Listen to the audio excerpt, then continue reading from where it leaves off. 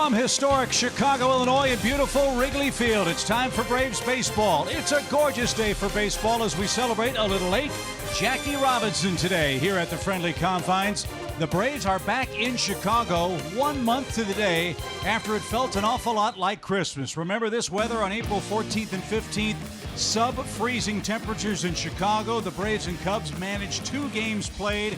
And into the blustering weather, the Braves hitters and defenders try to hang on in Game 2 of that series before Game 3 was rained out, forcing Atlanta back to town to make it up against Chicago today. Hi again, friends. Chip and Joe, welcome to Wrigley. It's a beautiful day for baseball in more ways than one. Not just the weather, Joe, but where the Braves are in the National League standings. How you like them now? Best record in the National League. Take a look. The Braves, with their good work on the road especially, 24-15 overall. That's a half game better than the Diamondbacks and a couple of other ball clubs that are off to good starts as well. But I don't know that any of us predicted that the Atlanta Braves at this stage of the season would be in first place and have the kind of record they have. A lot of it due to the work on the road, Chip, with the excellent offense they've got working. You can see the ERA, too, is chipping in a 3.09 ERA on the road. They'll be tested today by a Cubs team that's playing good baseball. Yeah, the Braves and Cubs an awful lot alike, I think it's safe to say, in the National League this year. Yeah, even their run differentials, only a couple of runs separating the two teams. The Cubs have won 5 of their last 6 games, so they're getting back on track and playing well at home. And the Braves have won 5 of 6, too. So we'll see what gives here in Chicago. Perfect day to hit, beautiful day to pitch. We'll see what happens. Julio Teheran and Jose Quintana will square off. Atlanta's starting staff has been brilliant on this great 6-game run. Paul Bird's with us in Chicago. He'll talk with Chuck Hernandez about his staff right after this.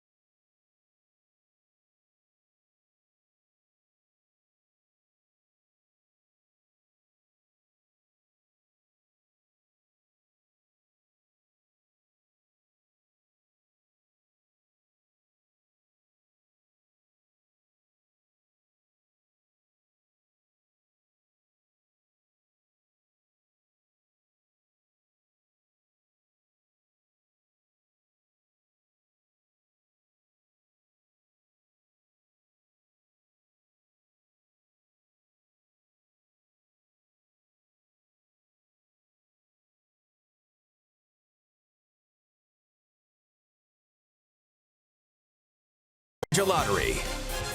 The All-South Highway Safety Team. The All-South Highway Safety Team reminds you to play it safe by always wearing your seatbelt. And Sherwin-Williams. Well, this is what Wrigley Field is all about. Gorgeous weather as the Braves and Cubs meet for one more game here in Chicago before resuming hostilities in Atlanta tomorrow. Atlanta's starting staff and the bullpen has been great. Last 11 road games, The starters a 1.41 ERA. Atlanta's bullpen the last 11 games, throwing strikes, getting outs. In fact, Atlanta leads the National League in earned run average away from SunTrust Park. Braves are 5-1-2 in series action because of their starting pitching and, frankly, of late, their relief corps as well. Chuck Hernandez is excited about his staff and the way it's rounding into shape. He's standing by with Paul Bird. Paul? Thanks so much, Chip. I'm here with Braves pitching coach at Wrigley, Chuck Hernandez. Tell me about this team. I'm very excited. This is a little early State of the Union. Talk to me about your pitchers. Well, we've gotten off to a good start. I think our starting pitching has been pretty solid and consistent for most of the year. And we generally have like 5 rookies in our bullpen, and they've held up very well. There's things that make us not perfect. We still need to cut down some of the base on balls. Eventually that will catch up with us. But we have talented young arms, that have good stuff, and they've been getting after it pretty good. And we're trying to mix and match in our bullpen and keep everybody survivable for a whole season. So all it is a good start, and for our team to continue to play well, we got to continue to pitch well. Specifically, we've seen Toronto over the years. Not that he's not important, not that we don't want to talk about him, but when we think about Soroka, what Newcomb's doing this year, we're super excited. Are you? Yeah, well, I was well aware of this young talent, that I knew. I was a big fan of Sean Newcomb 2 years ago when he was in his darkest days. I was looking at the glass half full yet, and I just felt like this guy's made to be a major league pitcher. And I knew last year, he was a struggle, young guy getting acclimated, but confidence is building, man. Confidence is key for these young guys. Soroka, another young guy, he's 20, stoic, nothing bothers him. We're just going to try to keep it simple, stupid for him and let him go out and pitch, Right.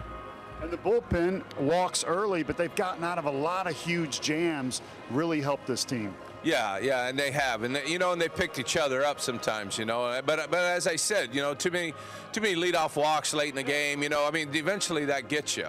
But we've been fortunate to this point to get through it.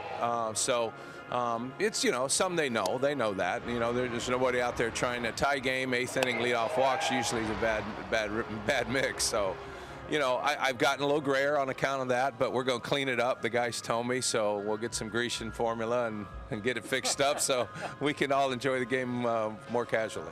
I need the Grecian formula as well. And then finally, we know that you're the big league pitching coach, but you've also had a lot of experience in the minor leagues being the pitching coordinator and seeing what we have down there.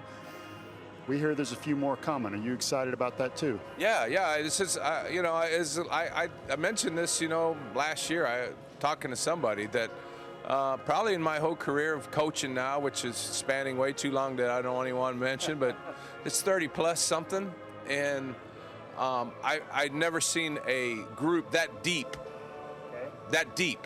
in talent. There's still more, and the ones that just got here know that there's some coming behind them too, so don't get too comfortable. Thank you so much for your time. I really appreciate it today. Julio Teheran on the mound against the Cubs.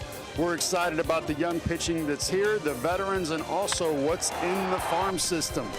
Stick around. Jackie Robinson Day. Everyone wearing 42. Braves and Cubs coming up next.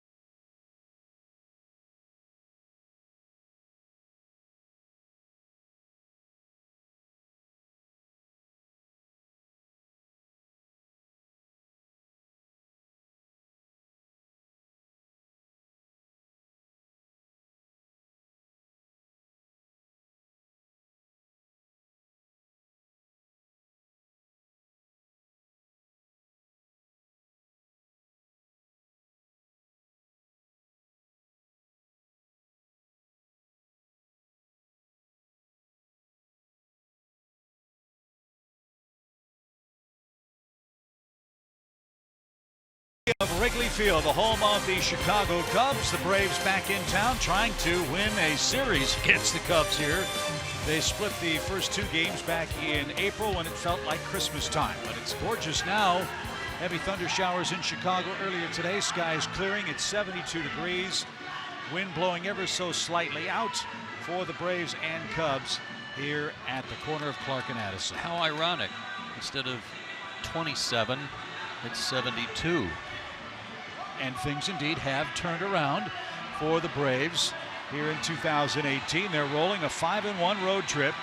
As we told you a moment ago, the Braves have the best record in the National League entering action today. And as we also mentioned with Paul Bird, it's Jackie Robinson Day a month late for the Braves and Cubs. Both teams will sport the number 42 special bases as well. And hopefully Atlanta Joe will be running around the bases as they've done so frequently on this extended road trip for Atlanta, but a tough hombre on the hill. Well, they did against Quintana the last time they saw him, but they couldn't finish it off. That was the game where the Cubs came back and scored 9 runs in 1 inning late and took him off the hook. However, his last 3 starts, an 0.53 ERA, a 197 batting average against him, and also coincidentally today, both starting pitchers are from Colombia. Jose's 29 years old, a couple years older than Julio Teheran. He's 6'1", 220.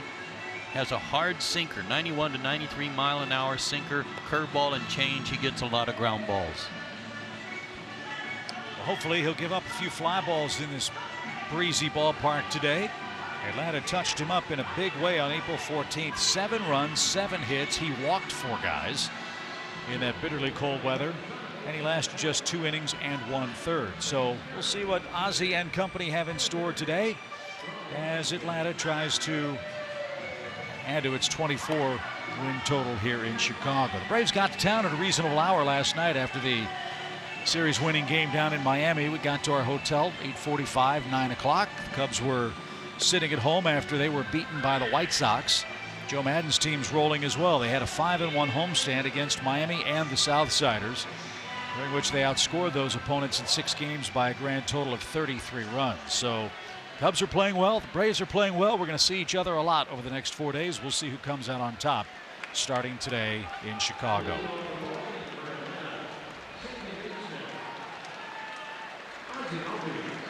So here's Ozzie Albies. He led off with a homer against Quintana on the 14th here in Chicago. Let's see what he can do second time around. And that's taken downstairs. Shane Livensparger is the home plate ump. Winds out of the southwest at 6 on a 75-degree day. High fly ball ripped to deep right field at the track, at the wall. Ozzie's done it again. A leadoff homer here in the first inning in Chicago.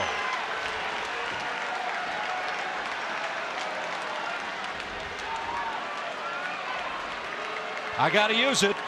Holy cow!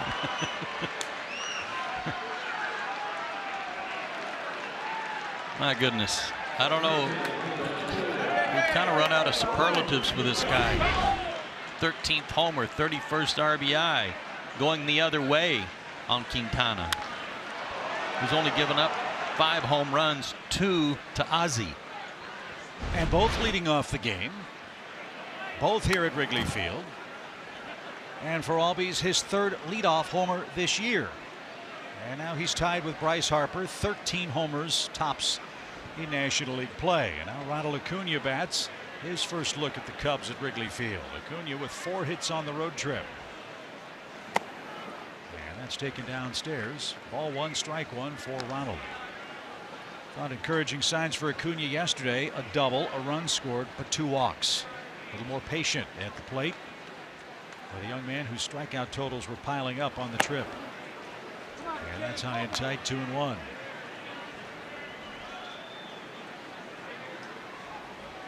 Braves now with 39 first inning runs. The Cubs also a good first inning team. Another similarity between these two clubs. And that's off the screen. 2-2. I took it as a good sign when he was taking those walks, just like you did, Chip, that he was tracking the ball a little better, being a little more patient. Quintana ready with his 2-2. And it just missed. That was close. Yeah, Caratini framed that, held it there, but couldn't get the call. Acuna right on top of the plate. Now the pitch. It missed inside. He takes a walk.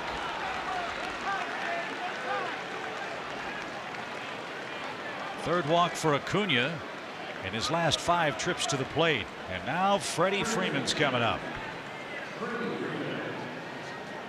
A monstrous road trip for the Braves first baseman. 10 hits, 3 homers.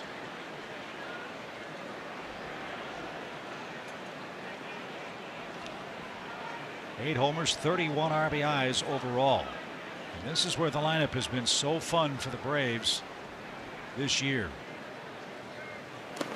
Can you think of a left-hand hitting duo hitting lefties better than Freddie and Nick are? No, and it's funny, I was just about to say that against a guy as tough on lefties as Quintana is, they're just 4 for 22 against him on the year. That's not many at bats. You know, he's made all these starts, and teams are trying to load up right-handers in the lineup. The Braves don't think twice. Brian Snitker didn't think twice about leaving Freddie and Markakis right in the middle of it.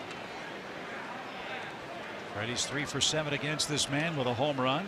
Acuna a big lead. The pitch. He is off the plate. It's like a tight zone. That one was well off the plate, but some other pitches that, especially down low, if Quintana's not getting a low strike, goes up his sinker and ground ball ability, it'll be a tough day for him. Dangerous pitch. 2-0 for Freeman. No shift.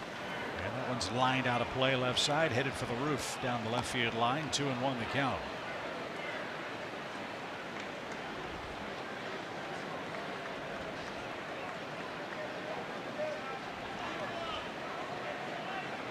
Braves have won 10 of their last 11 road games. They have a plus 45 run differential during that stretch. And that was close. Acuna barely got back in time standing up. Braves are 9 games over 500, getting set for a 6-game homestand with the Cubs and the Marlins. 2-1 pitch. Didn't get the high strike either. 3-1. And now Quintana's wondering where he can go with a 3-1 count. Yeah, down the middle is about all that's left for him.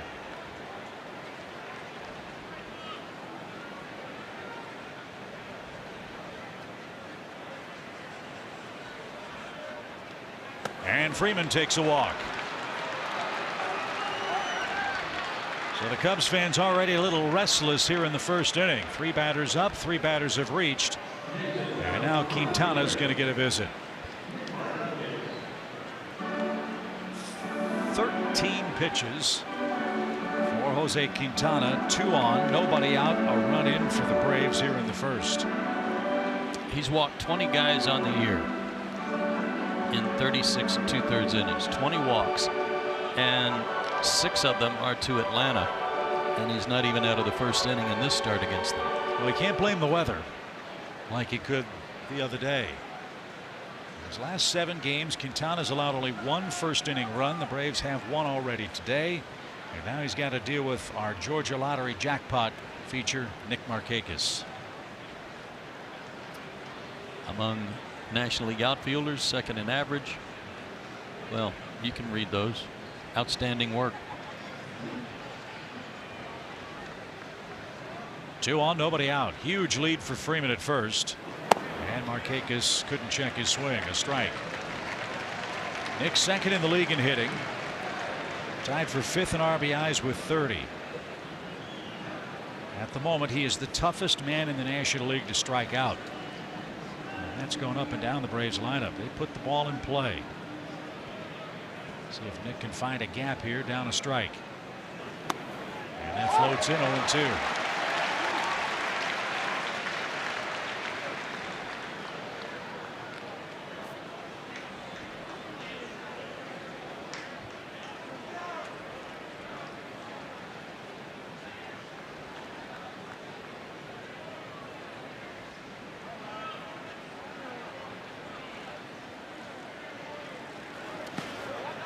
Caratini with a nice stop. Markakis wanted nothing with that pitch. 1 ball, 2 strikes.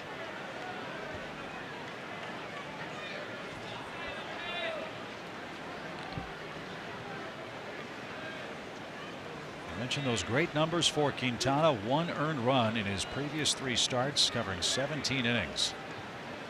Against the Brewers, Cardinals, and Miami. Braves have him down a run and in trouble in the opening inning today. He's beaten Milwaukee twice. They're a good ball club, good hitting team. And the Brewers lead the Central. They are a half game ahead of St. Louis and the Pirates. The Cubs in 4th place, 1 game back. What a race. 1 ball, 2 strikes. Well, he is really out of sorts here. Having trouble getting the sign he wants. He's already stepped off. Then the fake back to second, that's basically the same thing. He's just saying, it's not the pitch I want to throw.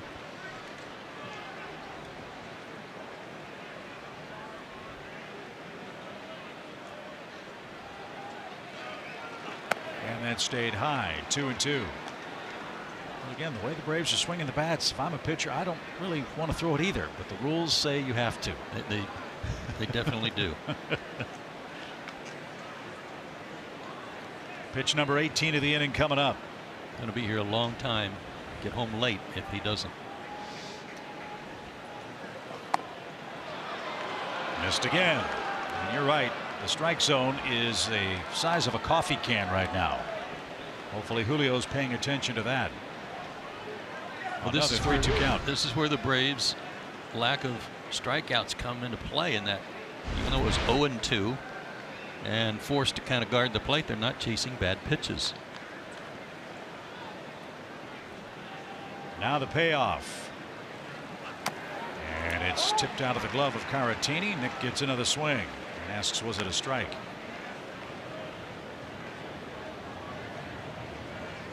Braves are averaging fewer than 8 strikeouts per game as a team. They've struck out 308 times overall. Best in the National League. Cubs are right behind them. They put the ball in play. Again, so many similar things with the Cubs and Braves here on May the 14th. Acuna and Freeman lead. Quintana again with a 3-2 pitch. Bouncing ball hit to the left side.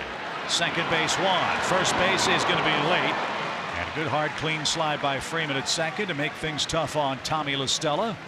Markakis advances Acuna to third with 1 out. Slow developing ground ball and a little bit of an in-between hop there for Baez. So that put La Stella under the Freddie Freeman gun there as he was sliding in hard. No chance for a double play. So now right-hand hitters up there. Tyler Flowers. He's 4 for 7 against lefties. Braves would love a fly ball of depth at the very least here. Flowers thinking about more than that. He's knocked in 2 runs. And that missed inside. Ball 1. Again, it's worth repeating. The Braves have faced so many left-handed pitchers. I guess seeing Quintana is not really that odd for them now. I don't think it is. This is the 8th left-handed starter out of their last 11 games. They look very, very comfortable at the plate.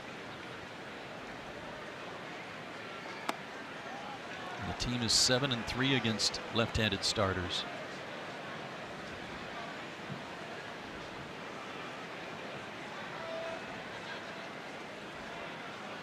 Two balls, no strikes. Quintana's had to throw a lot of pitches. 14 balls among the 22 pitches so far. And make it 15. He's gone 3-0. Patience is outstanding. Neither team took batting practice on the field. It was still wet. The tarp was soaked from overnight rains. Ground crew did a great job to get it all ready for the start of the game on time. And Flowers takes a walk. That's the 3rd walk of the inning. Bases are loaded. I'm telling you, folks. Remember, Tyler took a walk the other night to force in a run in Miami. That was incredible. And he laid off a borderline pitch there.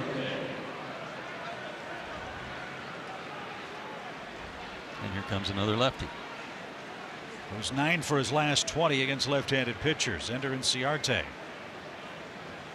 Excuse me, he's 9 for his last 20 overall. Here's Ender and Ciarte. Batting .272. Golden opportunity for Atlanta. Bases loaded. 1 out. And he took a strike. And a sarcastic cheer for Quintana. Need to add on against this guy. 0-1.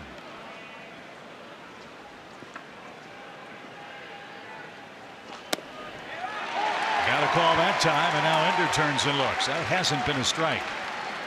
0-2. There's good work. Our Zaxby's indescribably good play. He's got work to do, down 2 strikes.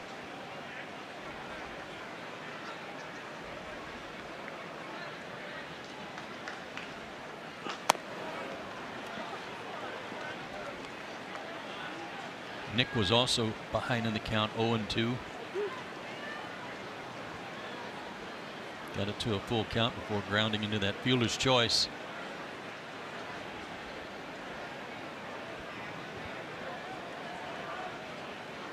The 1-2 pitch from Quintana. Strike 3 at the knees. That's a big second out for Quintana. Ender caught looking. There's out number 2. Inside target. Got the call at the bottom of the zone. Like a good pitch. So now Jose Bautista stands in. Bautista homered in his last starting assignment for the Braves down in Miami.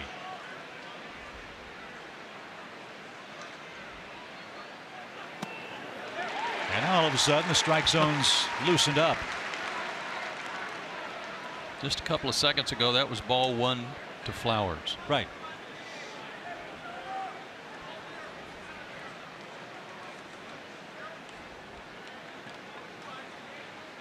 Nothing in 1. Bases loaded for Bautista. And he takes high. Historically, this has been a tough matchup. Jose's 1 for 19 against Quintana in his career. That one hit, a home run.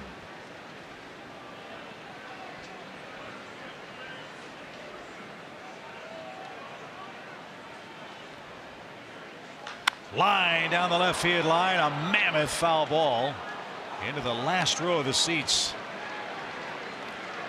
I've been saying that Jose's bat has been having a hard time catching up to some of the fastballs he's faced.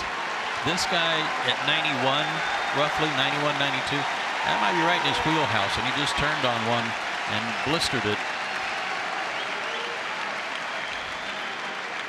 Will he throw a changeup here ahead in the count? Let's find out together, shall we? 1 ball, 2 strikes. Nope, overcooked a fastball. 2-2. If he gets out of this having only given up 1, that's quite a Houdini act. A leadoff homer, 3 walks, a force out, and a strikeout.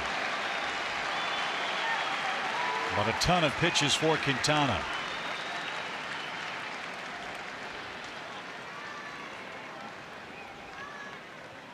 The 2-2. Strike him out. He got out of it. It took him 33 pitches. And Atlanta leaves him loaded after Ozzie Albies hit a leadoff home run. One's better than none, but the Braves were hoping for more than that. 1-0 Atlanta. Cubs coming up.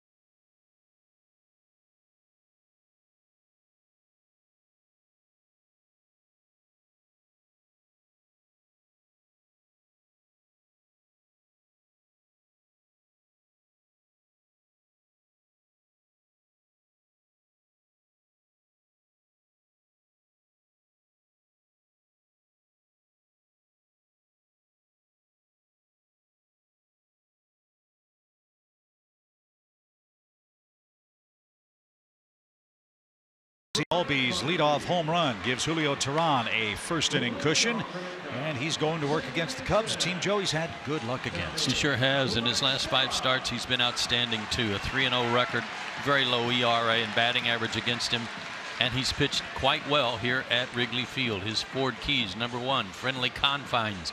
He's never lost here. 2-0, a 2.25 ERA in 3 starts, and stress-free. During this stretch of 15 consecutive shutout innings pitched, he's getting ahead in the count. He's not having extended innings.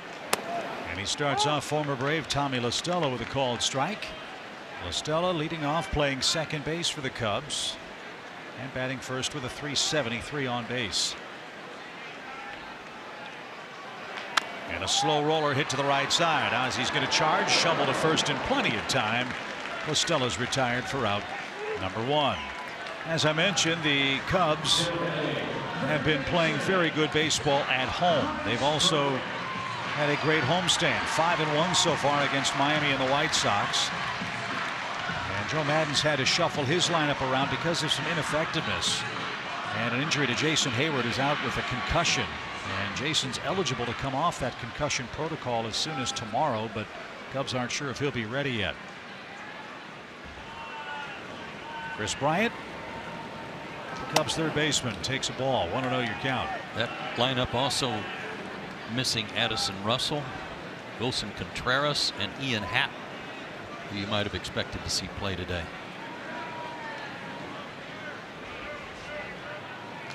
Bryant skies one out of play foul. And into the seats. Joe Maddon is a definite new age thinking manager.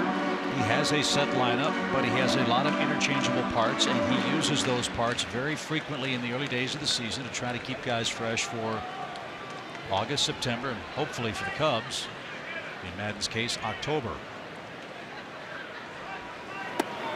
And it's a strike. He got criticized the other day, or was questioned by some writers regarding his lineup and how he puts it together, and he said, you know, that's not a very sophisticated question.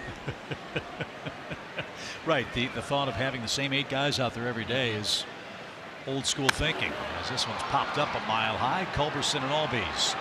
Charlie drifts back. Wrigley Field, a happy memory for him, and he hauls it in.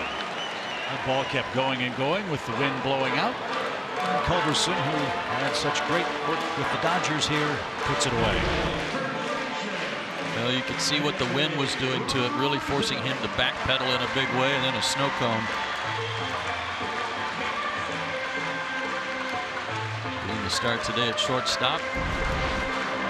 Juan Camargo getting a day off, probably a needed day off. We didn't see Anthony Rizzo in the Cubs lineup when we were here last. He was battling a bad back. He is back, and he is heating up. Rizzo 7 for his last 18 at the plate, 2 homers, 9 RBIs, and 7 runs scored.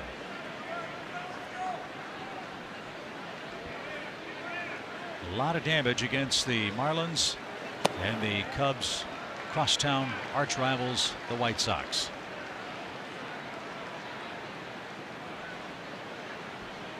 Atlanta shifts for Rizzo. Another man that stands right on top of the plate. You're going in, you'd better get it way in to get this guy.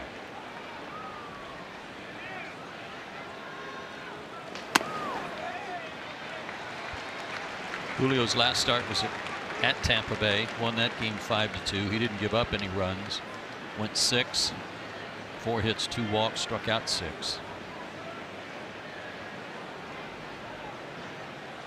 3-0 count. And it's a strike. Rizzo flipped the bat away.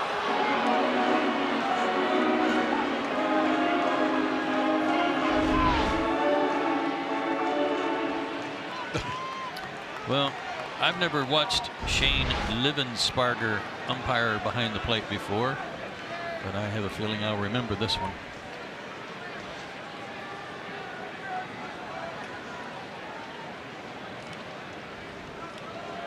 So Julio gets a strike, 3-1 the count. And Rizzo pretty sure that one was off the plate, and Julio issues his first walk of the day. Bases on balls have not been a problem for Teheran. I think, Joe, that's as instrumental as anything in his recent success on the mound. Yeah, that and how his slider has come back into fold and working so well against left-handed hitters who have given him fits over the last couple of years. Coming into this game, lefties are only hitting 197 against him. So Rizzo at first. 2 outs, Atlanta 1, Cubs nothing. And a ground ball hit to the right side. Ozzie is going to make the long throw to first in time. And Zobrist and the Cubs are out in the first. It's 16 straight scoreless for Tehran. Atlanta leads. And Julio's coming up second.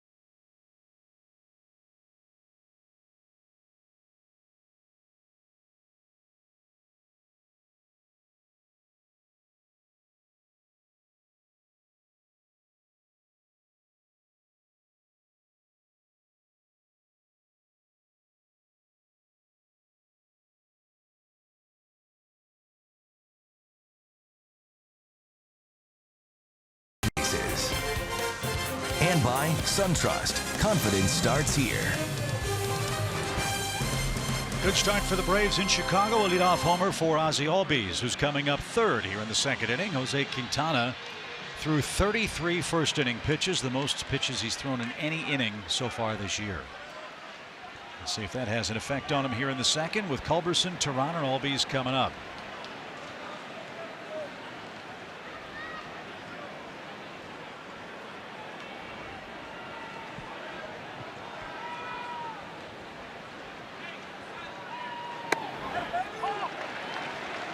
He's had a good road trip. He's gotten a little more playing time, and his hits have been falling as a result. 3 for his last 8.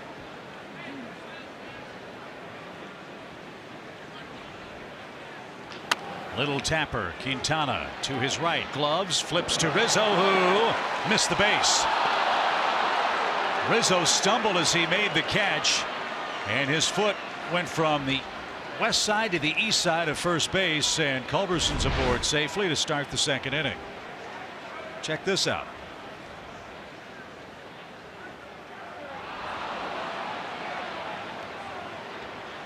Yeah, he straddled it and then had to get out of the way. The Cubs are going to take a look, but it looked like Rizzo's foot slid off the bag before he had the catch. And that's the case. The Cubs are not going to challenge the call at first. Sometimes, I mean, we're in the second inning and there have been base runners for the Braves. Sometimes when they water the infield, the bases get wet and you can easily slip off the top. Rizzo's charged with an error, his second of the year. Now Tehran, the best bunter on the club, will try to move Culberson to second base here. Julio has struck out just twice. He has 3 sacrifices.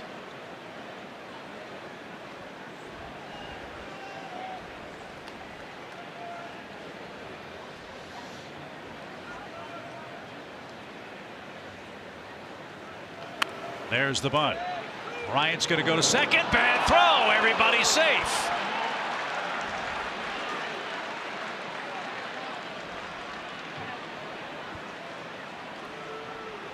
I think Chris Bryant changed his mind. He was going to first base. and changed his mind, and as a result, when he made the throw, it was off the mark. Maybe Caratini told him to go to second instead of first, but he was set up to go to first base and then turned to go to second.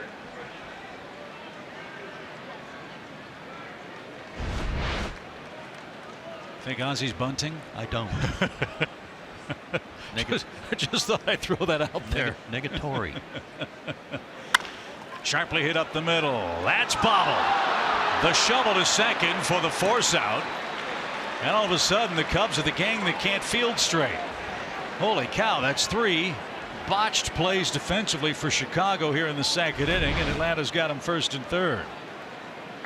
I will say this, that ball did come up on him, come off the heel of his glove. That was a nice job here to recover and just scoop that ball over to LaStella. Trying to save time and was fortunate that it was an accurate scoop. Great opportunity for Atlanta to take advantage here. Got to cash these chances in against Quintana. Got to do it. First and third with 1 out. Ronald walked in the Atlanta first. Quintana threw 33 pitches. Atlanta left the bases loaded here in the second. An error, a bunt sacrifice, a bad throw, and now a force play as Atlanta runners at the corners.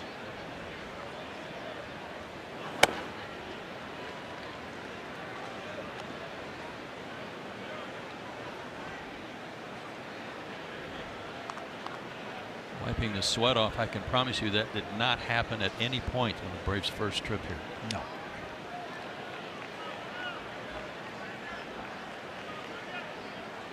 One ball, 1 strike. Instead to first. Braves have been a very frisky team on the base paths. They've stolen 31 bags this year. One would think Acuna would be a tough guy to double up. Let's see if Brian Snitker tries to put Albies in play at first base. Not yet. And Acuna was late. 1 and 2 now.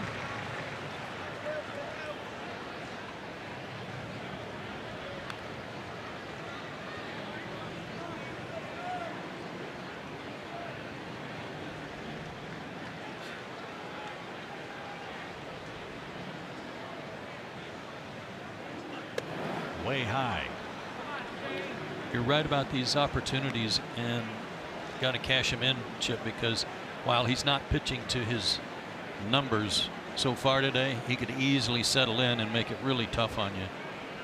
He's that good. 2 balls, 2 strikes.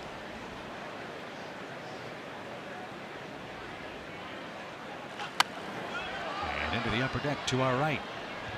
He has a very high career ERA against the Braves because of that game a month ago. But crazy as it was, he didn't get the loss. He didn't get the win either. But he only went 2 1/3 innings and gave up 7 runs, and his teammates bailed him out.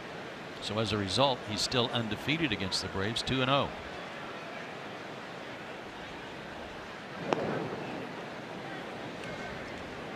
And that was a brutal game on April 14th. 42 degrees with a northeast wind at 24 miles an hour. The feels like temperature that day was 28 degrees.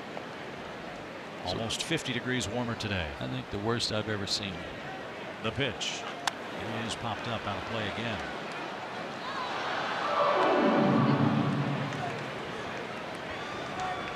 He's trying to tie Acuna up, trying to run the ball in on him, and ball 4 seems to me was something that was inside that just missed.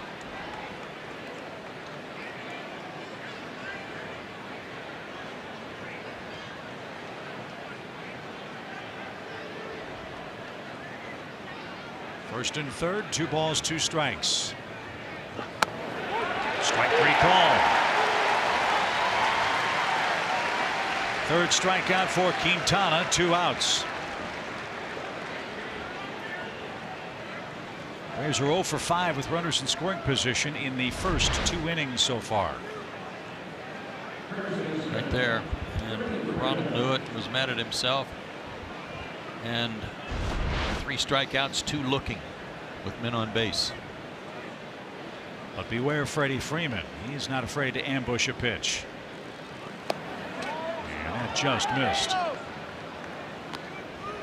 1 ball, no strikes for Freeman, who walked his first time up.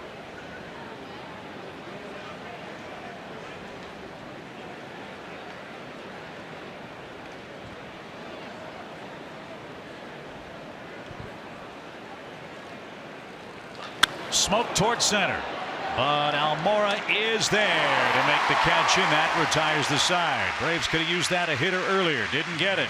They strand 2 more, but still lead 1-0.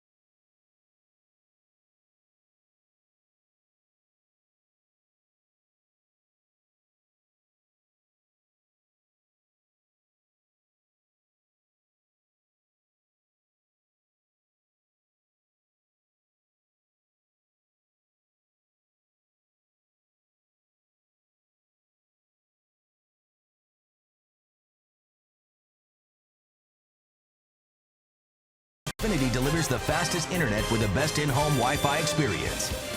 Delta Airlines. And by your local Ford dealer. Braves are hoping to hang an L on the Cubs today. They lead 1-0 thanks to an Albies first inning home run. Julio Teheran walked Anthony Rizzo with 2 outs in the first inning, but ran his scoreless streak to 16 consecutive innings pitched.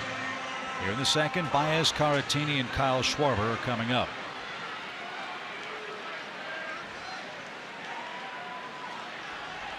Baez having a super year for Chicago. 10 homers, 36 RBIs, hitting .282. And Julio gets a strike call. This team's got a lot of power. They've hit 44 home runs, and 17 of them in their last 14 games here in this park.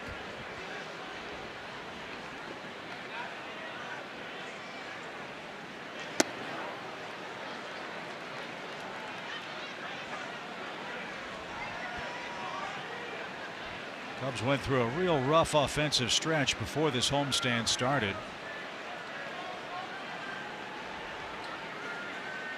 Really struggled to score runs. As Baez got that one off the end of the bat, fouled it off. Then they scored 53 runs against Miami and the White Sox, but had stretches of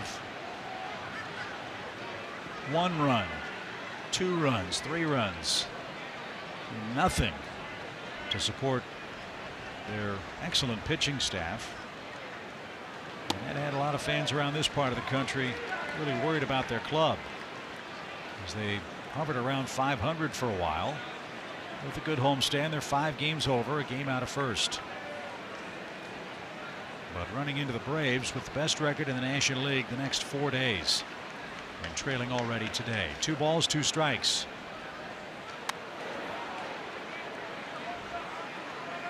Like Cooley got away with one there upstairs. All of this work, this really good work for Julio, has come since that exit in Philadelphia with the sore shoulder muscle. And he's bounced back from that and has been stronger than ever.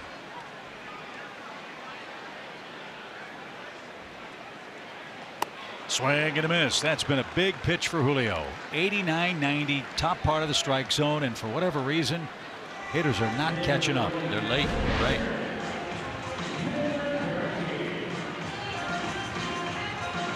Trying to go up to that pitch. You're not going to win very many of those battles.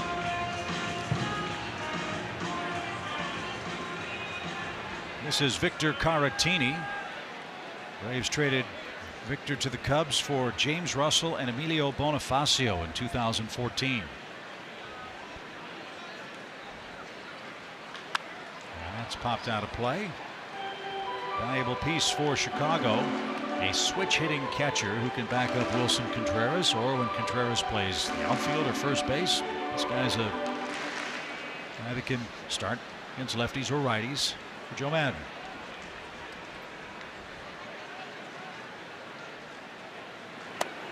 That stayed high. 2 o'clock in the Windy City. Braves 1, Cubs nothing.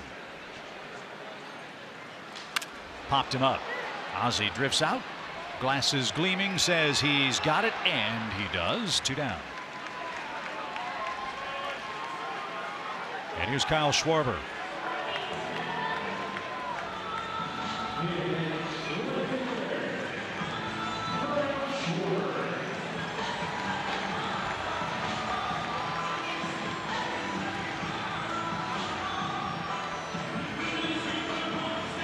And 17. He's still getting his home runs, but he's hit a slight dry spell. 2 for his last 13. Has had good luck against Julio, though. 3 for 6. This is the new and improved Kyle Schwarber. He's really slimmed down. Book says he's 220 pounds, but he's lost 30 pounds from his 2016 season with Chicago. There's a strike, evened up 1-1.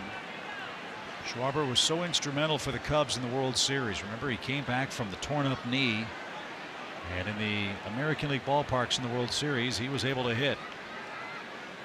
And he did for Chicago with 7 hits, 17 at bats, helping the Cubs to break the curse and win their World Championship. Last season, healthy again, he hit 30 homers, but drove in 59.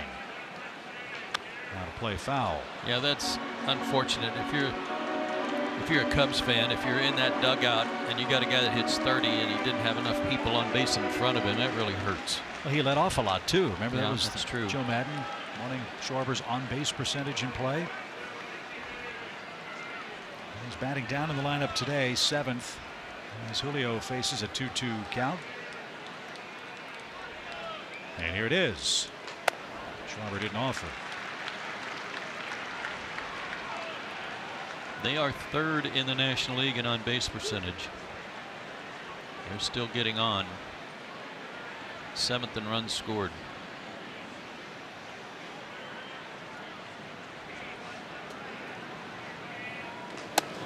And Schwarber takes a walk. Julio's issued 2 of those.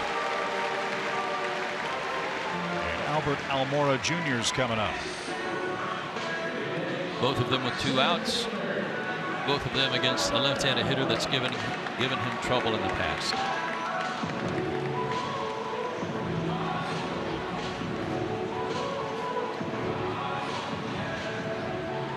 This guy's a nice player. He gets overshadowed by a lot of good players on the Cubs team. But he's a nice player. He hit a home run on Christmas Day, April 14th. And like Albies, his was in the first inning in that game too. That was against Sean Newcomb.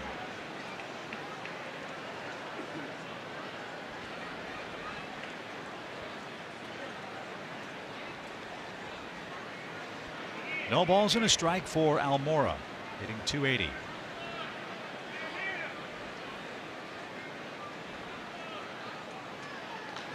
Fly ball well hit to left. Acuna's back. It is gone. A home run for Almora.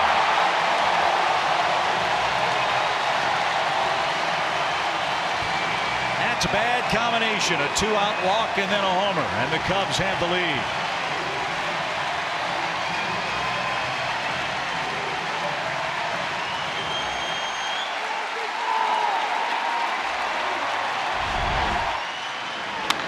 Hanging slider. So now he's got 2 homers, and they've both been against Atlanta. And the man at the moment who ought to be playing the lottery is the man in the batter's box, Jose Quintana, the luckiest guy in the park. He's had base runners all over the place in the first 2 innings. He's walked 3 guys. The Cubs have made an error, but he's held Atlanta to 0 for 6 with runners in scoring position, and his center fielder just put him in front 2-1.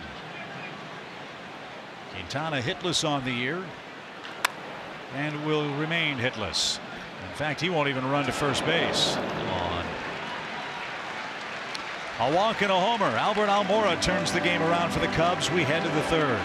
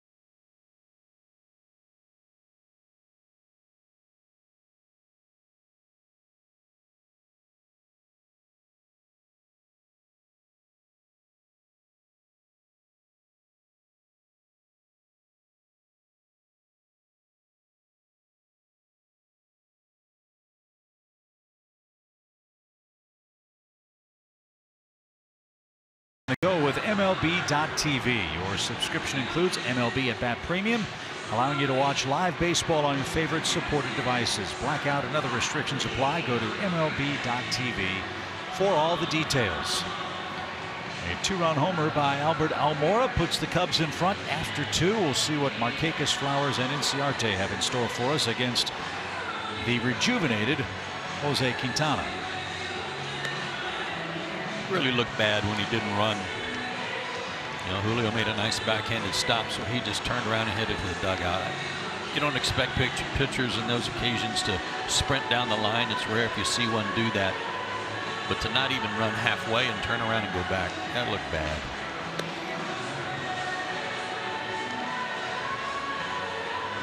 So Quintana, who's had base runners all over the place, will start off the 3rd with Nick Markakis. Before we continue on, I want to say thanks to our great Fox Sports crew here in Chicago today. We got to the hotel about 9 o'clock last night, but our crew got to the ballpark today around 5 o'clock this morning to get set up and get ready for this one-off game against the Cubs at Wrigley Field. So thanks to Brian Woodrum, Mike Miller, Drew Jenkins, Gretchen Caney for all their hard work to get us on the air and off and running. And then we'll pack everything up and head home right afterward. Yeah, well done, folks.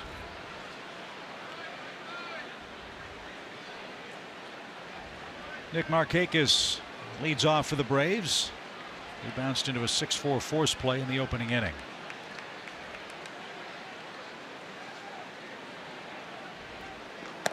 And a strike. First 3 hitters of the game, it was a teeny tiny strike zone. Shane Livensparger has lightened up, Francis, as you might say. So it's a little more pitcher friendly right now. We'll see if the hitters on both sides can make the adjustment. Livensbarger, by the way, made his big league debut as an umpire last June. He's from Jacksonville, Florida, and went to Flagler College in St. Augustine. 2 balls and a strike. Quintana's pitched behind an awful lot, already up to 50 pitches.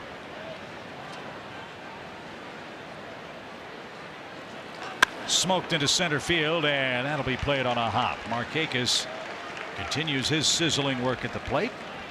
And another Atlanta leadoff man's aboard. That's 3 in as many innings for the Braves today.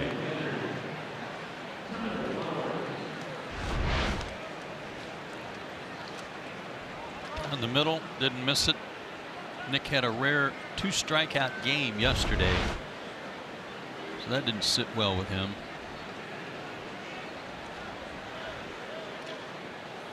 His 55 hits now, most in the National League, ahead of Adubel Herrera of the Phillies. And that's downstairs. 1 ball, no strikes. Flowers took ball 4 his first time up.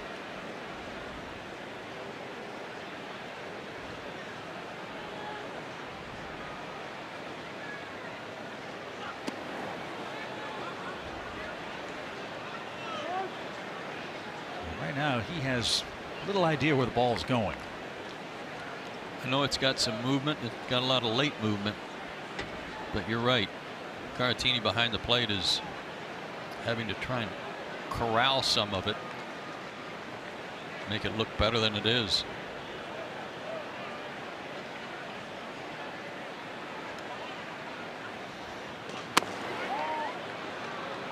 That pitch has been consistently called a ball to the right-hand hitters. And Flowers way ahead, 3-0.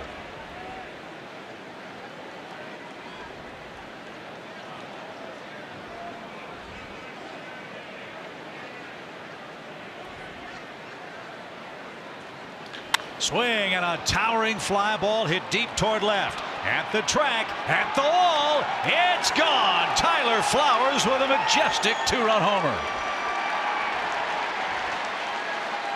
He got a green light, Chip. It was a 3-0 count. And just like that, the Braves get those 2 runs back.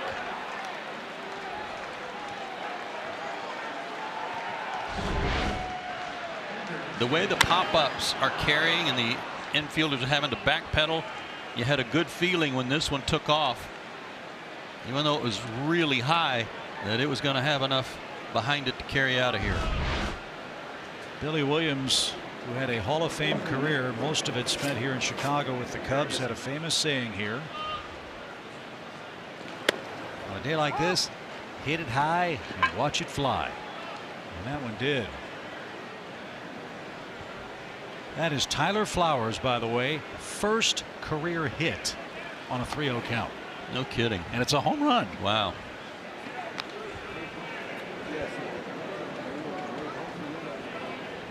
So Atlanta's back in front, 3-2. 1 ball, 1 strike for Ender. And he had a good pass at that pitch and fouled it back.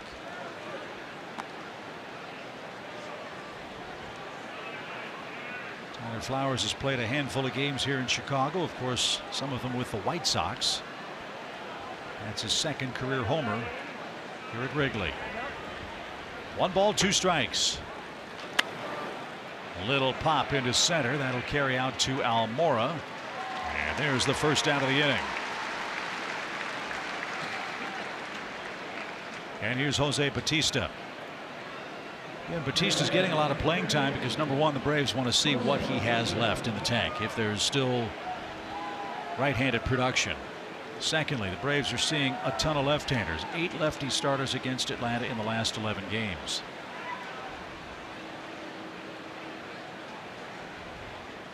Brian Snitker alluded down in Miami that the third base situation might turn into a platoon, but he's not quite ready to commit to that yet.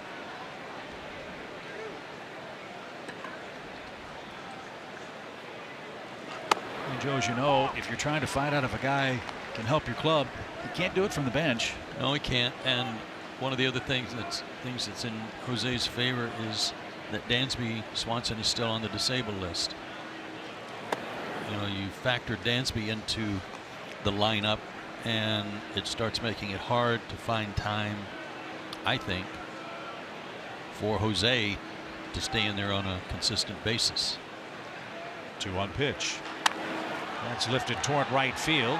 Zobrist broke in, now back to the track, makes the catch at the 368 sign, 2 outs.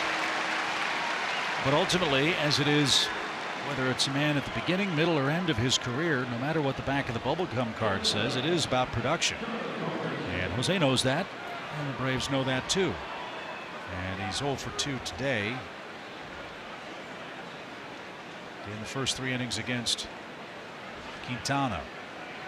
Bautista now 4 for 27 at the plate. Here's Charlie. Reached on the Rizzo error his first time. Had a good rip. I mentioned the great numbers Culberson had with the Dodgers against the Cubs in last year's NLCS. Charlie went 5 for 11 in 5 games. 2 doubles, a triple, an RBI, sac bunt, and a sac fly. He was everywhere. And checked to swing foul. It's 0-2.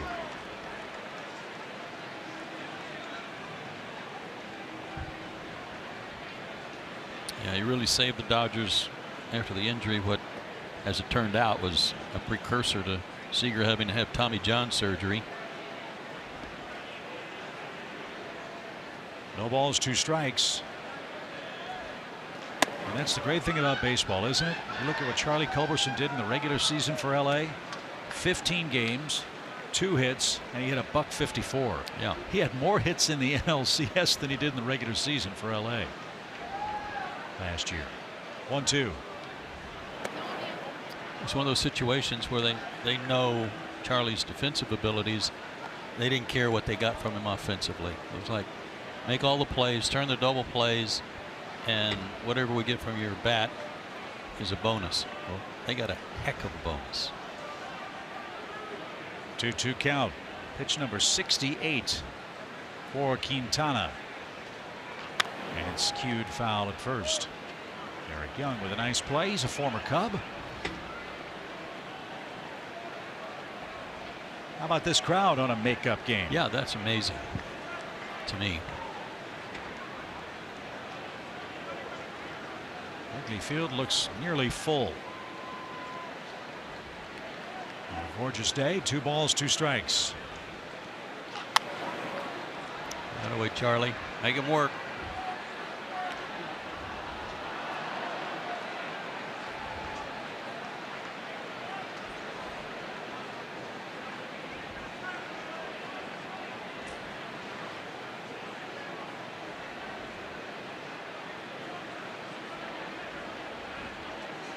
Now Quintana ready with another 2-2 pitch. And he got him to swing and miss. And that retires the side. Markakis with a single. Flowers with his first career hit on a 3-0 count. Watch T-Flow. Watch it go. A 2-run homer puts Atlanta back in front 3-2 after 2.5.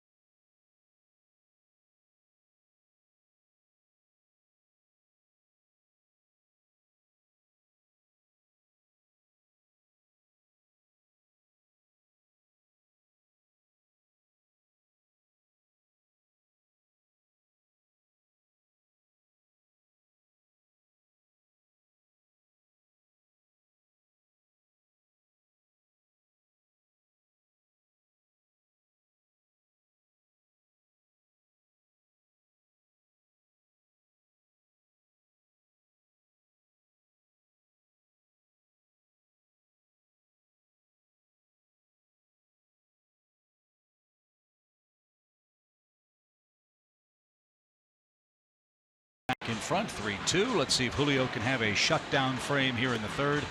He'll start with the top of the Cubs batting order again. And if you just joined us, the Braves are honoring Jackie Robinson, as are the Cubs, because their Jackie Robinson day was rained out, frozen out. That's why we're here for this makeup game. And reading some information about Jackie Robinson relative to this park. This is the last park standing that he played in. Really? Yep. And had some pretty good success here, which is no surprise. Tommy LaStella leads off. He grounded out to second to start the game for Chicago.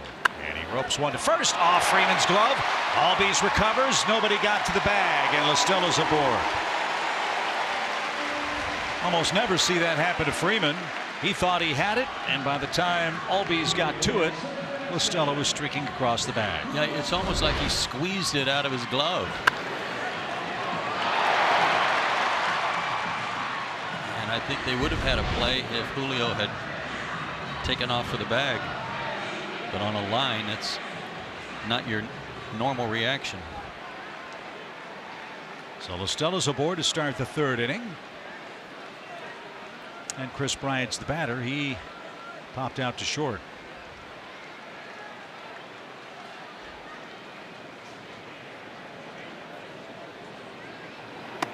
And a strike.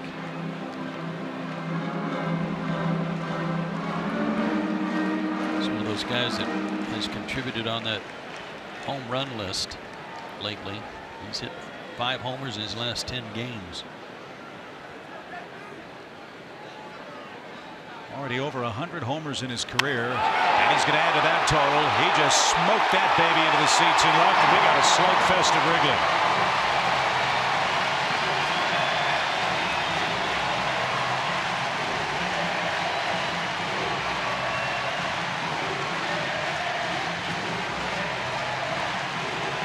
That's the 4th home run hit in this game. The Cubs have 2 two-run homers. The Braves have a solo and a 2-run shot from Flowers, and we're on a teeter-totter. It's now Chicago by a run. And Julio knew another hanger and where it was going.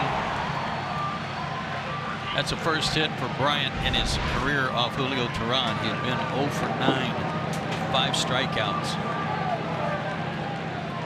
And now Rizzo, the batter, he walked in the opening inning.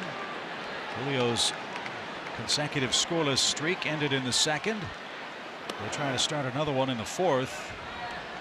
He's got to get through Rizzo, Zobrist, and Baez now. Cubs are swinging the bats great, and it doesn't matter that it's against the Marlins and the White Sox. These are big league pitchers. They're wailing. 53 runs in 6 games on this homestand for them, and already 4 today through 2+.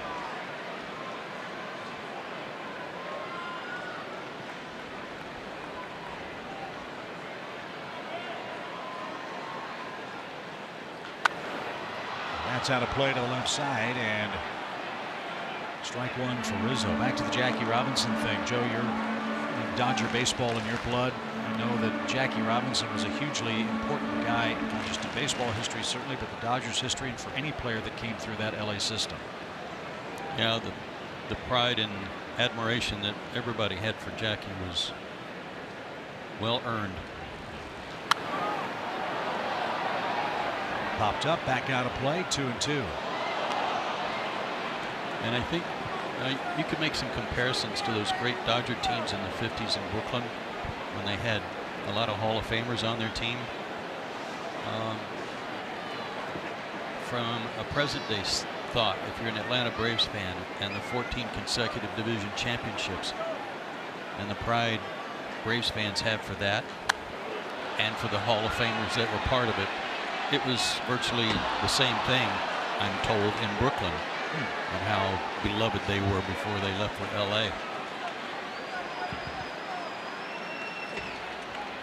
So a wonderful gesture as the Braves and Cubs, the last major league team to honor Jackie Robinson, because our day was rained out here in Chicago, and that's why we're here today. In the dirt for Rizzo, full count. Pitching him very carefully, walked him his first time around.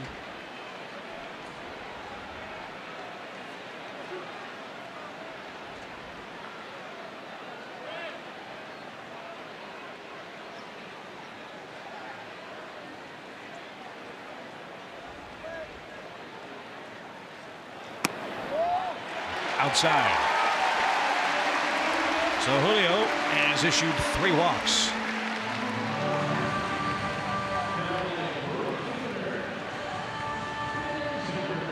And here's Mr. Controversy, Ben Zobrist. And I say that tongue firmly planted in cheek, not because of anything Ben has said or done, but rather, believe it or not, because of what he's wearing on his feet. As if baseball doesn't have bigger problems to worry about than whether or not Zobrist's shoes have the proper percentage of the Cubs' primary color on them.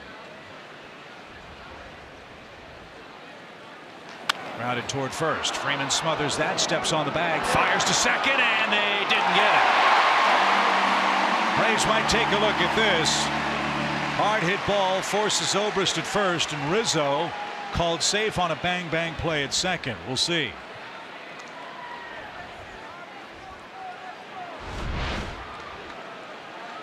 But he got it corralled, picked it up. Now they've got to tag him at second. The Braves going to take a look at this one. I think he's out. Well, from that angle, it looked like Charlie had put the tag on him before his foot got there. Adrian Johnson, the second base umpire, may have thought that he missed him. I think I read Charlie's lips saying it's not even close, but we'll see.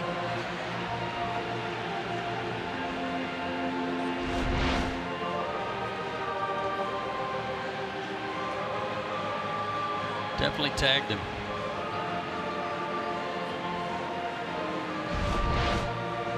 So is there enough to overturn the call? The fans are seeing that last replay on the video board here in Chicago, and they think the tip of Charlie's glove went over Rizzo and didn't touch him. So it'll be either 1 out or 2 outs for Chicago here in the bottom of inning number 3.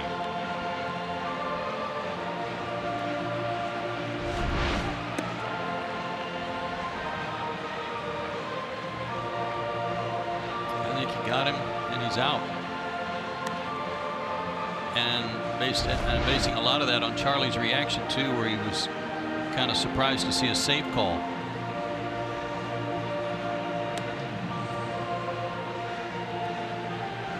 That it's taking this long concerns me, however, if it was definitive. And it looks like the verdict is just about in, and he will be called safe.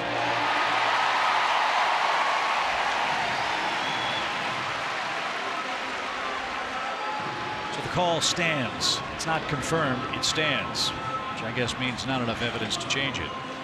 So the Braves challenge, lose the challenge. Baez hits. He's the league leader in RBIs with 36. He's got a man in scoring position here with 1 out.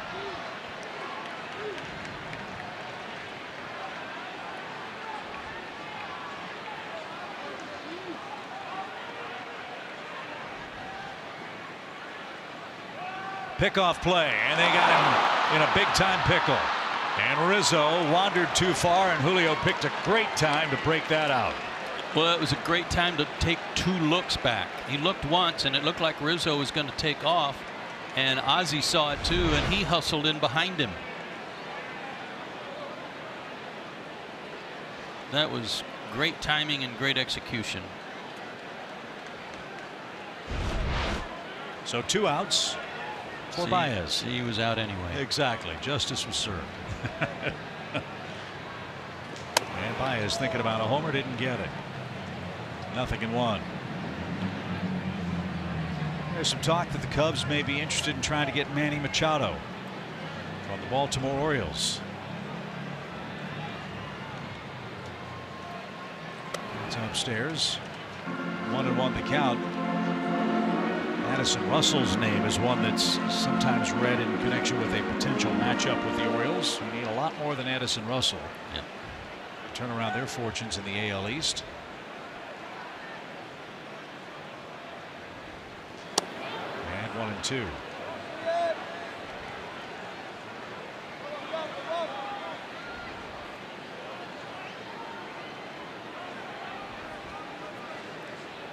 Bases empty, 2 outs, a 2-run homer for Chris Bryant has put Chicago in front 4-3.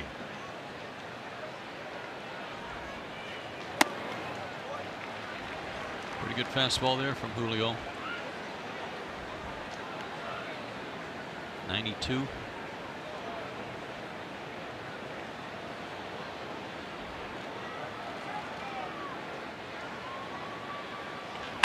That's hit to third. Bautista gobbles it up, throws across in time, and that retires the side. An infield hit and a homer. Now the ball popping out of Freddie's glove costs Atlanta a run, and it's 4-3 Chicago.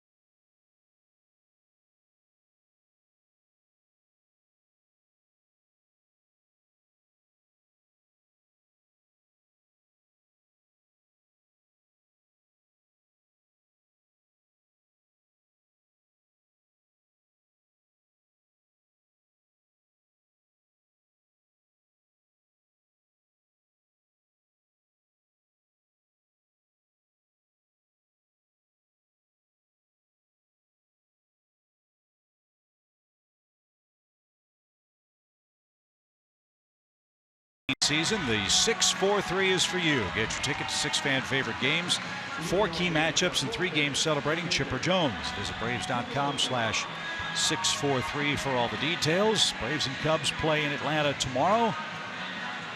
It is Napa Chop on Cap giveaway to the first 20,000 fans through the gates.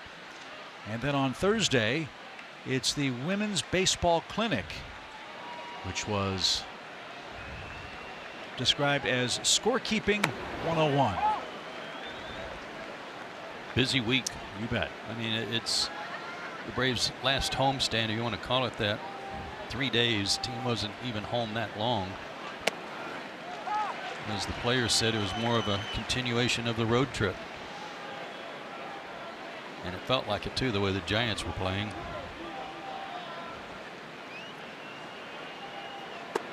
Downstairs for Tehran from Quintana, who staked to another lead. Again, this is a very prideful battle. 2 men from Colombia, each with 61 major league wins. And that's over the inside corner. Julio didn't think much of that, but I'm sure he'll say, all right, if you're going to call it on me, you better call it for me. And there's the 5th strikeout for Quintana to start the Braves' 4th. He was trying to make it look a lot more inside than it was.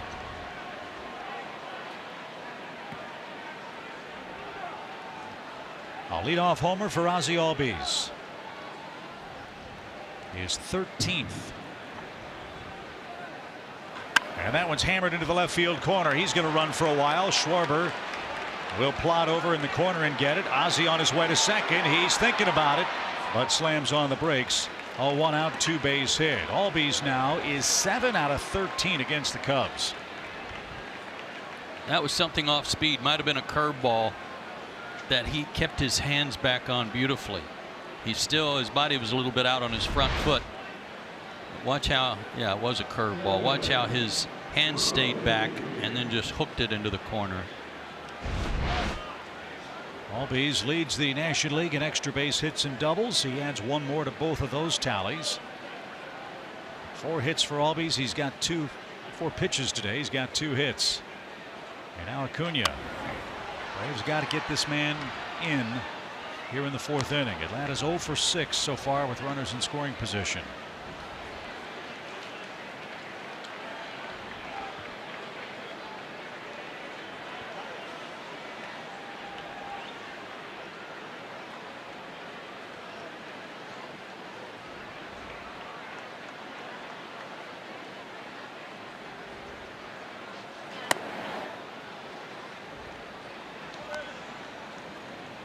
It'll be fun to talk to Ronald after the game just to get his impressions of Wrigley Field. First time he's played here.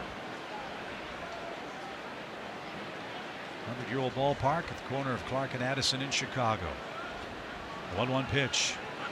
And a little low, ball 2. It is not an easy outfield to play, and when you don't have batting practice where you can see balls come off the brick wall behind the ivy, and to see how the ball carries, it's quite a test for a young guy.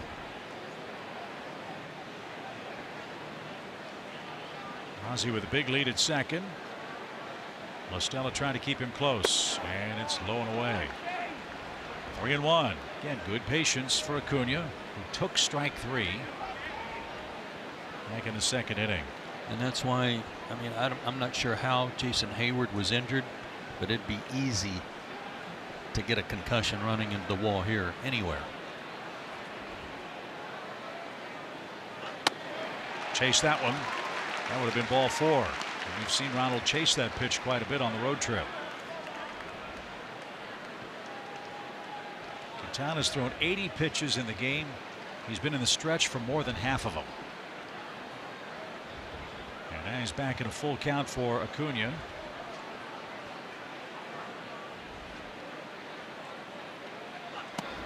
And strike 3 called. Late call by Shane Livensparger. And Acuna caught looking again. 6 strikeouts for Quintana, 2 away. Top of the zone, at least from a pitch cast standpoint.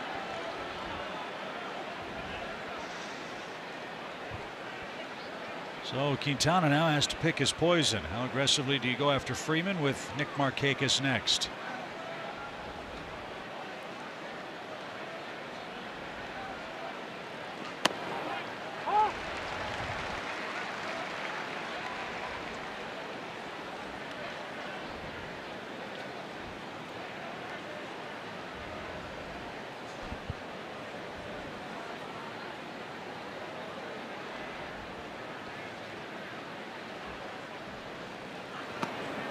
Six strikeouts for the Braves today by the 4th inning. That's a lot. 4 of the 6 are looking.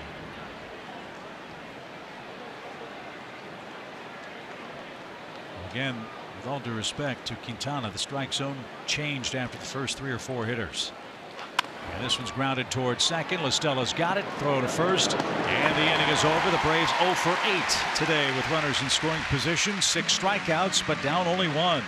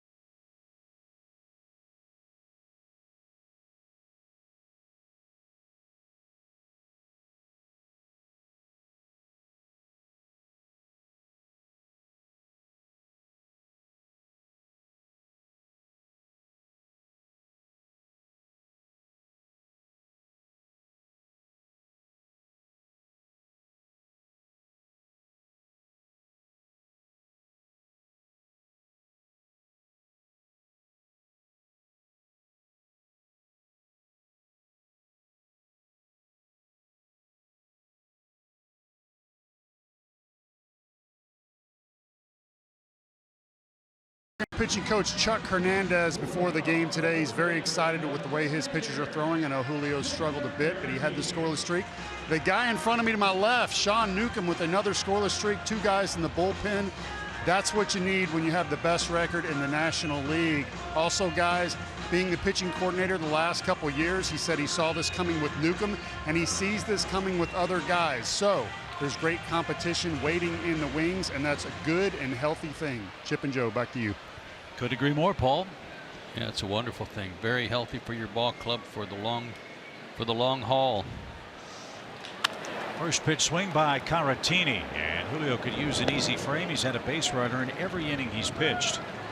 Caratini, the Cubs catcher's 0 for 2 now, and here's Schwarber, who walked in the second ahead of Almora's 2-run homer. Yeah, and that was one of his keys, stress-free. He's been stress-free, relatively so, over the stretch of these good games and the shutout innings pitched. Nothing like where he had to pitch around the bases loaded or anything like that. And unfortunately as well, it has been the friendly confines. The park's playing small today, and Julio's given up his 7th and 8th home run this year. But he's only down 1. You got to figure Quintana may not have more than 2 innings left in him today after all the pitches he's had to throw. We'll see how it works out. And Schwarber takes outside, ball 2.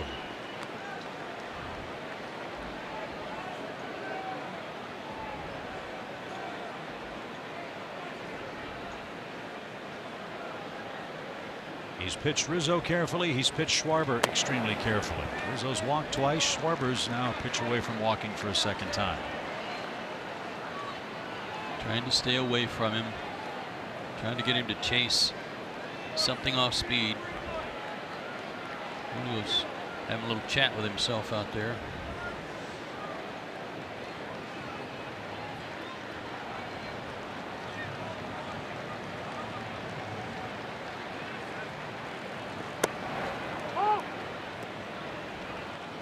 Three balls and a strike.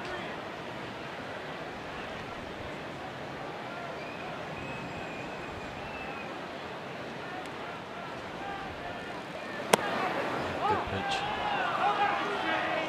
Perfect down and away strike. Finally got a borderline call too. Yeah. 3 balls, 2 strikes.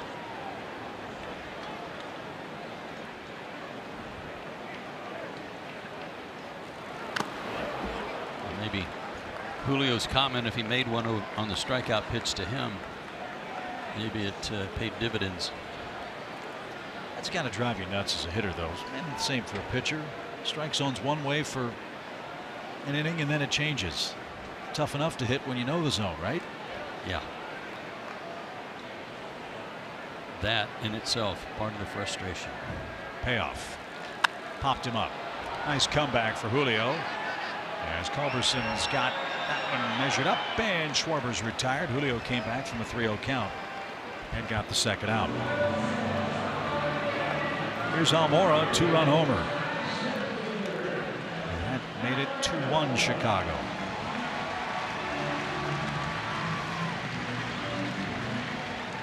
Again, we've talked so much about the similarities between the Braves and Cubs. Chicago went through 3 or 4 really rough 90-plus loss seasons here. The benefit of that was they got to pick very high in the draft, and Almora's one of their prize prospects. First round, number 6 overall back in 2012. Out of Hialeah, Florida. At 298 last year. And 299 at bats.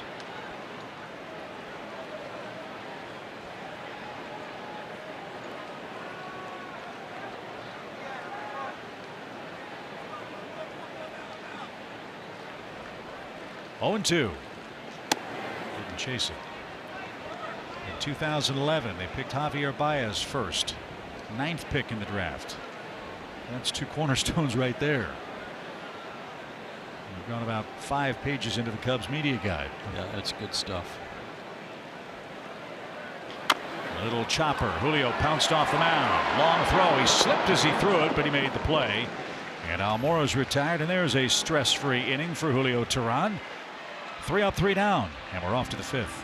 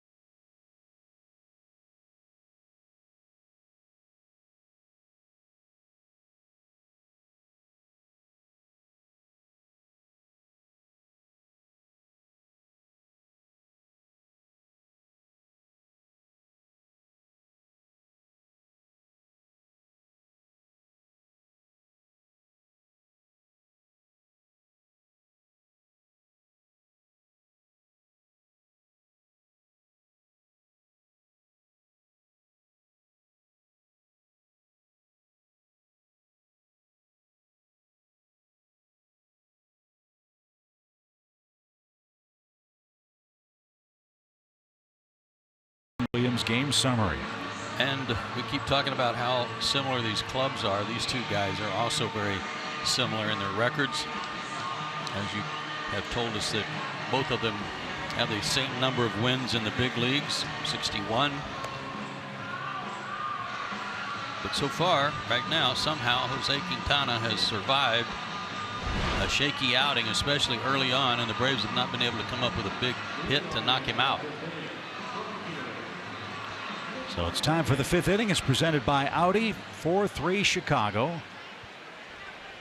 Markakis, Flowers, and Inciarte are coming up. He made 108 pitches his last time out. That was the most of the year, and that was over 6 innings. Well, he's at 84 now. Let's see if the Braves can work him over here as Quintana drops in a strike. Nick is now 5 for 11 against Cubs pitching this year. He singled and scored back in the Braves' 3rd thanks to Flowers' long homer. And this one smoked toward the gap in left. That's going to get down. Schwarber plays it nicely shy of the track. Markakis thought about it. Now he stumbles and he'll scramble back. Fortunately, Tommy LaStella didn't see it, because he would have been toast at first base. So a leadoff hit for Markakis, his 2nd of the game. It was a nice play by Schwarber to keep it from getting by him. And then with LaStella's back to Nick, only thing he could figure out was, the way people were yelling was maybe he was going for 2, so he immediately turned to try and tag him at 2nd. And that's the time that Nick needed to get back. Well, this was the pick that clicked in the 3rd inning. Let's see if Flowers can do it again. A 2-run homer on a 3-0 pitch for Flowers, his 1st homer of the season for the Braves.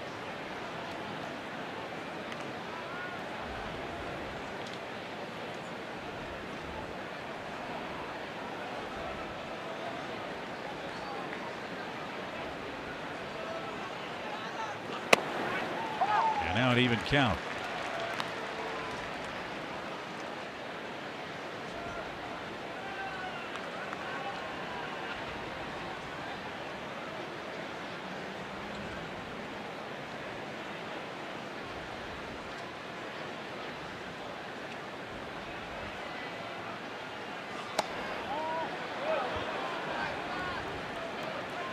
Cubs say that sounded like a strike, but I was just thinking about what a Hawkeye old Tyler's got working right now.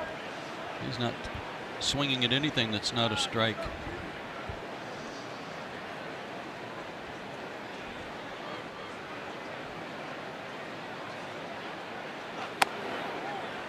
and he takes another one. Ball 3.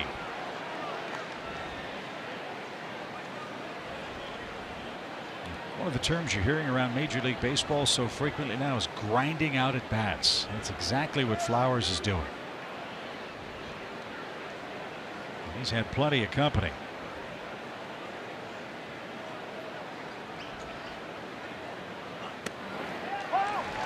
Now it's full.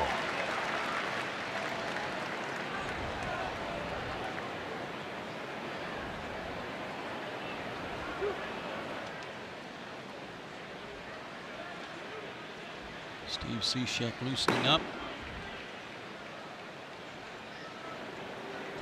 See if Nick's running. Hot shot up the middle, a base hit. That's the only time Flowers has swung the bat today, and he's got 2 hits. He's hit a home run and he's got a single. And Atlanta's in business, 2 on, nobody out. That ball must have had a tremendous amount of topspin after it came off the bat, because Baez has good range, and I thought he was going to get to it, maybe try to start a double play. But this ball right there on that bounce, maybe because it hit the lip of the grass of the mound, it really scooted through. So the Braves looking to break through here, down a run. Ender's up, he's 0 for 2. Braves so far today 0 for 8 with runners in scoring position. No time like the present to change that. Popped him up. Schwarber's coming on, and he says he's got it, and Ender's out on the first pitch.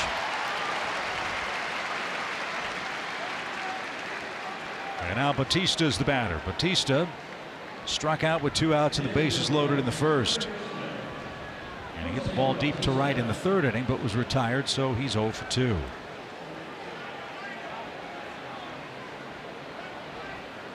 Joe Madden talking with Jim Hickey about matchups right now because they'd like to get Quintana through the 5th inning and be the pitcher of record, but not at the expense of losing the game.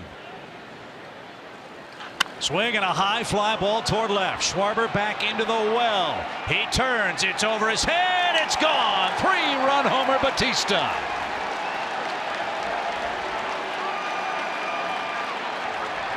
They waited too long. Yes, sir.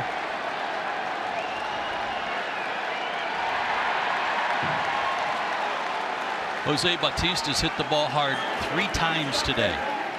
One that he pulled foul, remember? A rocket down the left field line. He hit one deep to right. And now he launches this pop bottle rocket that Kyle Schwarber really deked me. I thought he was under. I want to know what the launch angle was on that. I'm guessing it's 83 degrees.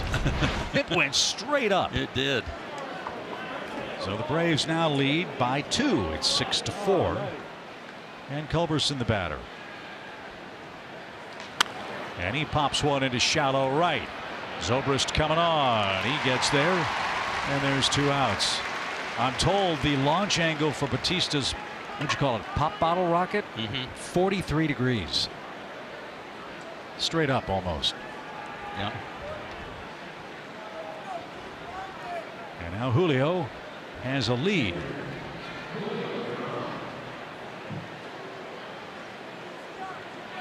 The way the ball is jumping out of here, we got a long way to go. Yeah. Julio took a wicked swing at that, didn't get it. Strike 1. So the Braves finally get a hit with a runner in scoring position. It's a big one. Bautista with a 3-run homer. His 2nd homer as a Brave, his 2nd hit. And this is, as we said, a very cozy park when the wind is blowing out. All the runs scored in today's game have come via home runs. Sharply hit to Bryant at 3rd. He can't get it. Julio's got a hit.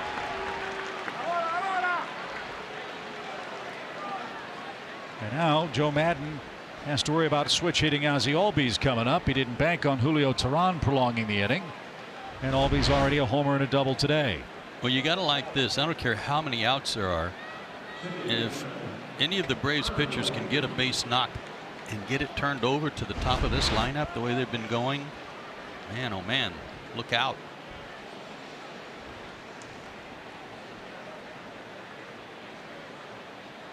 Smoked into left field, a base hit. That's 5 hits in the inning for Atlanta. And now Acuna's coming up. And that's going to be all for Quintana, as Joe Madden has seen enough. 99 pitches, 33 of them in the 1st inning, and Atlanta finally has gotten to the Cubs left-hander. They're in business. Atlanta doing what they do so well, rallying with 2 outs. Albies 3 hits. Quintana is done for this day. Atlanta's tagged him for 6 more runs, and they're still hitting in the 5th.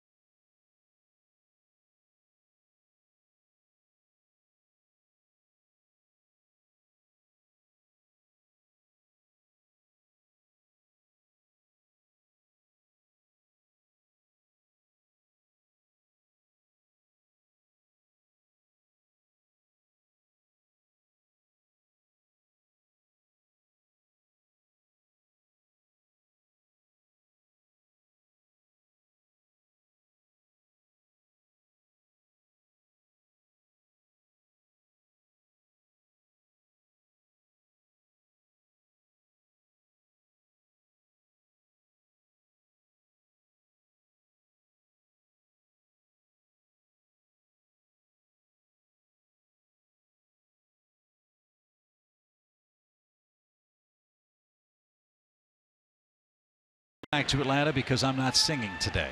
Oh, The stretch is brought to you by Advance Auto Parts. Steve Cishek now on the hill.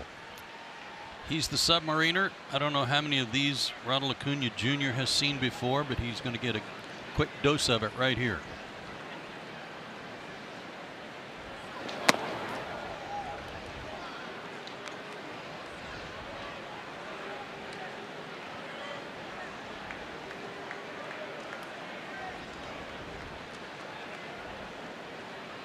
One ball, no strikes for Acuna, who's the happiest Brave to see Quintana out of the game. He's been struck out looking twice.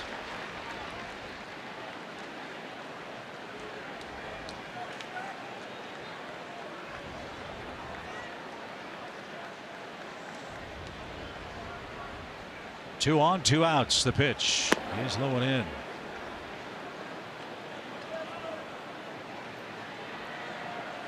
Cishek has a little more velocity than most side armors. Touch over 90. Little chopper hit toward third. Bryant will take it to the bag, and Cishek puts out a fifth-inning fire. But Jose Bautista hits one into the stratosphere, a 43-degree launching. It went up, up, and away. His second homer as a Brave, a three-run shot, and Atlanta back in front.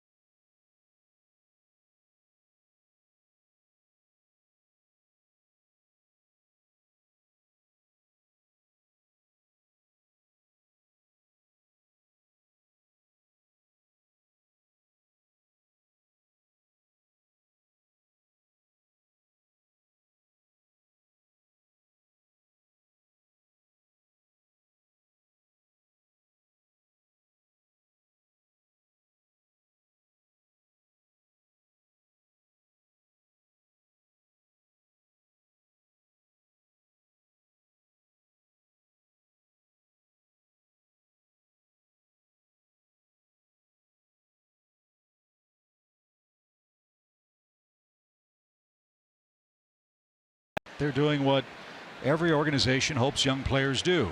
Make the front office make difficult but good decisions. And a three-homer game for Riley certainly will open anybody's eyes in his first week in AAA. This is Mark Zagunis pinch hitting. What a great start for Riley at the next level. What a day yesterday. Golly. And they weren't cheapies either. From what I saw, the Riley homers.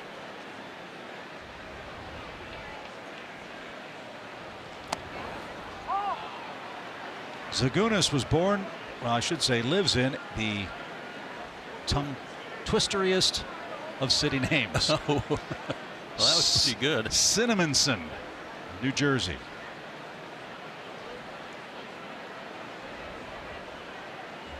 One-two pitch. Didn't get it. 2 balls, 2 strikes. I'm hoping his high school was the Spicers. Oh, that should be. But it doesn't say. 3rd round pick by the Cubs back in 2014. He's a big guy. 6 feet 215. Got 10 days in the big leagues last year with Chicago, and here he is because of injury. And that one's hit high in the air to right, but not very deep. And Markakis puts it away. Again, Julio could use a stress-free inning. He's got the lead again. Now he's got to go back to the top of the order, which has been problematic for him. Listella and Bryant, and then Rizzo. Yeah, he got a tough break on that one in the 3rd inning when Listella hit that line drive that Freddie caught but squeezed out of his glove. And that preceded the Bryant homer. So the Braves tack on 6 on Quintana after they gave him fits in the first trip to Wrigley. That's 13 runs allowed by Quintana to Atlanta in 7 innings pitched.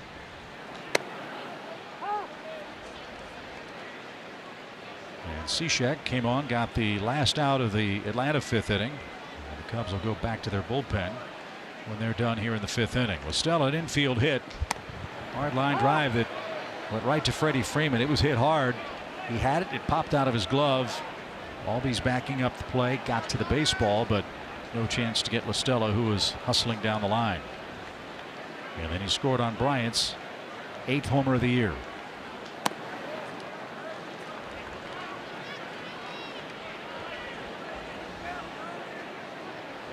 Tommy's a good guy. Braves fans remember him in Atlanta. Still a part of the deal with the Cubs in 2014 that brought Arodys Vizcaíno in 3 international signing bonus slots to Atlanta. And that ball's hammered towards center. Ender sprinting, slowing at the track. He's got it. Tommy's always had a quick bat and always been a good fastball hitter.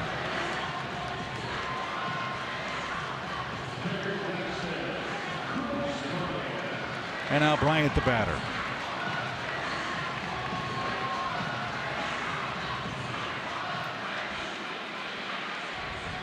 Chris Bryant, part of the big haul for the Cubs during their rebuilding years. From 2010 to 2014, they did not win more games than 75 a season, including a dreadful 61-101 year in 2012.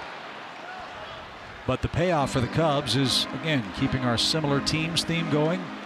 The big payoff is #1 picks Albert Almora, Javi Baez, Chris Bryant, Kyle Schwarber, and Ian Happ are all on their 25-man roster. They chose wisely, Grasshopper. Those were some good picks. And if you want to rebuild and you want to rebuild quickly, those are picks you can't miss on, and the Cubs didn't. Freddie backs up. He'll put the squeeze on that. How about Julio? He's all of a sudden retired 8 straight after that pep talk. He's got a 2-run lead, and he's got a chance to win the game. We go to the 6th.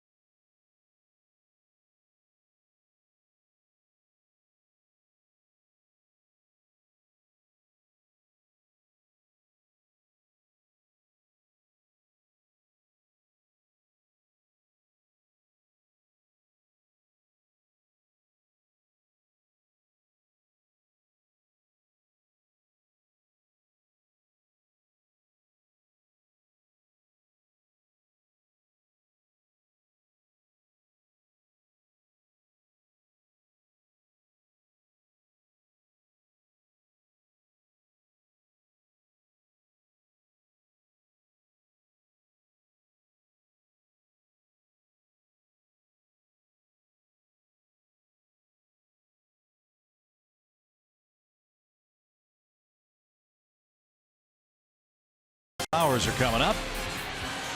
And the Cubs have their third pitcher working, Brian Dunsing. First, Freddie Freeman, our Yellowwood, bringing the lumber feature. Last 18 games, 16 RBIs. If you're driving in about one a day, that's going to be a pretty good year, wouldn't it? I think you'd probably have about 162 RBIs. Somewhere in that area. You could skip a day and have 2 the next day. This is Brian Dunsing, his 19th game. He was in one of the games a month ago against the Braves, but just for a third of an inning. Well, he's been excellent against lefties. He's been excellent, period. Yeah, lefties just 3 for 20 against him.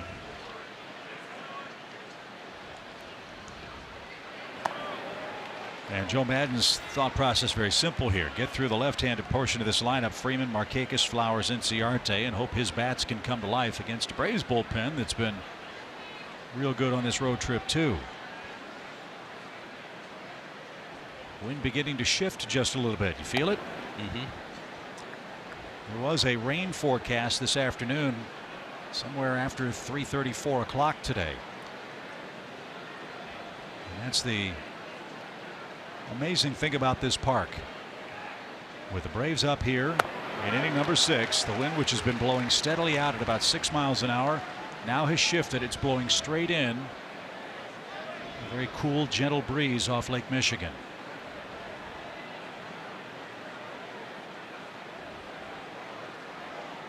2 balls, 2 strikes. And that's low, 3-2. We know what hitters have to face, Paul, when it comes to playing with the wind here at Wrigley. What does that do to you on the mound?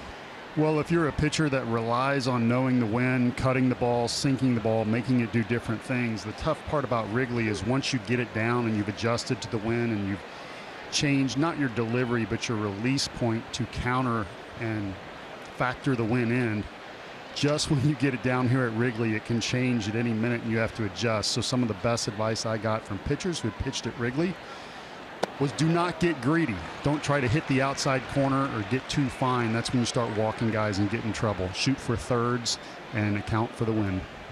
And conversely, Joe, hitters have a big advantage. They can look up and see what direction the flags are blowing between pitches if they have to. Well, they can feel it in their face. Yeah. How about that at bat for Freeman? Dunsing issues a leadoff walk. Now Nick Markakis is up. 2 hits, 2 runs.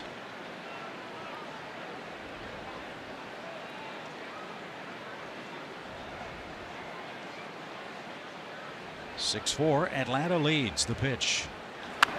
And fouled away, a strike. In the old days here at Wrigley, no matter how the wind was blowing, the happy zone for a left-hand hitter was the 368 sign in left center. You could hit it beneath the height of the bleachers and the ball would carry into the basket. I don't know how it plays with that big scoreboard now and how that affects what was then the Wrigley wind tunnel. And I bring that up because Nick has been able to hit the ball out of the park against left-handed pitchers the opposite way. I think that scoreboard has done a lot to alter the wind effect on balls, especially when it does start blowing in. That's a nice shield. A little bit like Coors Field, you know, when wind's blowing in there and that gigantic scoreboard in left field. Runner goes, pitch high. Caratini's throw is late. The running Braves steal another base. Freddie Freeman's got his 3rd. Love it. He went on his first move, got a great jump. I'm not sure what Baez thought happened there that would get him an out, but he wanted to take a look at it.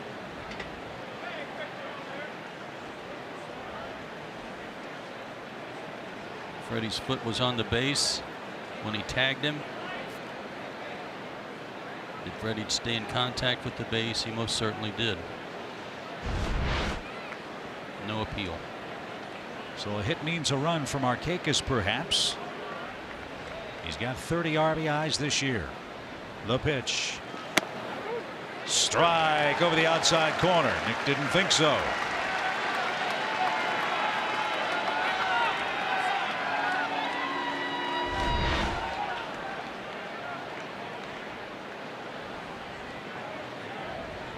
It was a crossfire.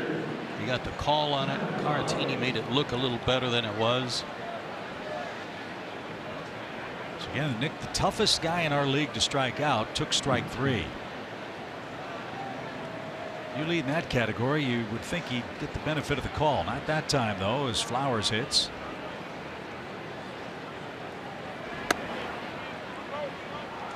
Ball 1 to the Braves catcher, who's had a very happy return to the Windy City. He's walked, homered, singled. He's scored 2. He's knocked in 2. What do they say? April showers bring May flowers. Pitch. And low, 2-0. Yeah, you might say that. I don't. You're gonna pass on that one. You're gonna pass on that one. I don't know anyone else who does.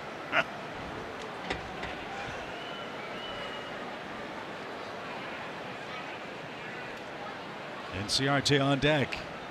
Good hitters count here. They gave Tyler a 3-0 green light. Let's see what he does with this pitch from Dunsing. Well, it worked once. Let's see if he can drive a ball here.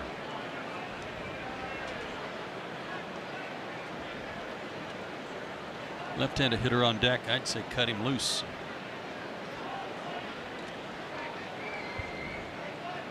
Tyler's seen 17 pitches today. He swung the bat twice. That's pretty good contact damage. Ball 4. So Dunsing with 2 walks. And now they've got another lefty-lefty matchup with Ender here. Ender was 0 for 3 against Quintana. Hopefully Dunsing will be more to his liking. Braves have walked 5 times in the first 5 1/3 innings today.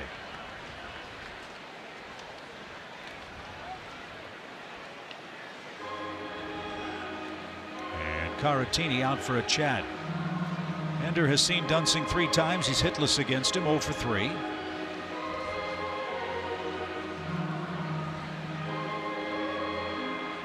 This will cost the Cubs a precious mound visit. They have 5 remaining after this chat is broken up by Shane Livensparger. Our question is, will this crew follow us to Atlanta, or will we have a new one? I was wondering the same thing.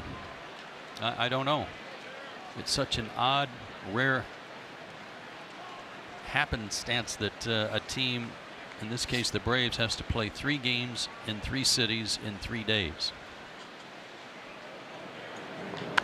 Line drive to right field. Zobrist is going to catch it, though, and no chance to tag. Ender picked on the first pitch, hit it hard, but he's out. And now Bautista's coming up. He hit a 3-run homer in his last at bat. That was against Quintana.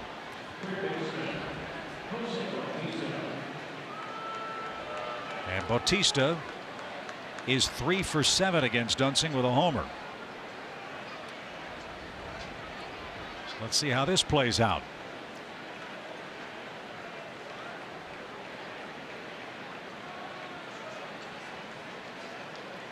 Add-on runs, so important in this ballpark. 6-4 Atlanta.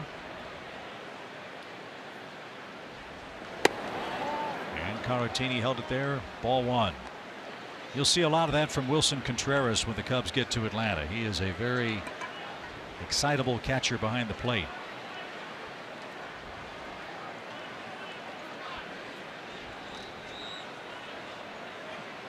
One ball, no strikes.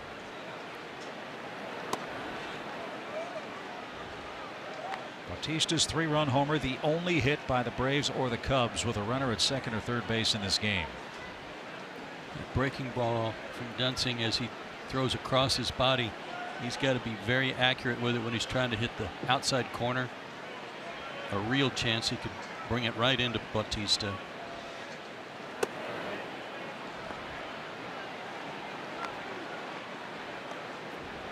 Three balls, no strikes.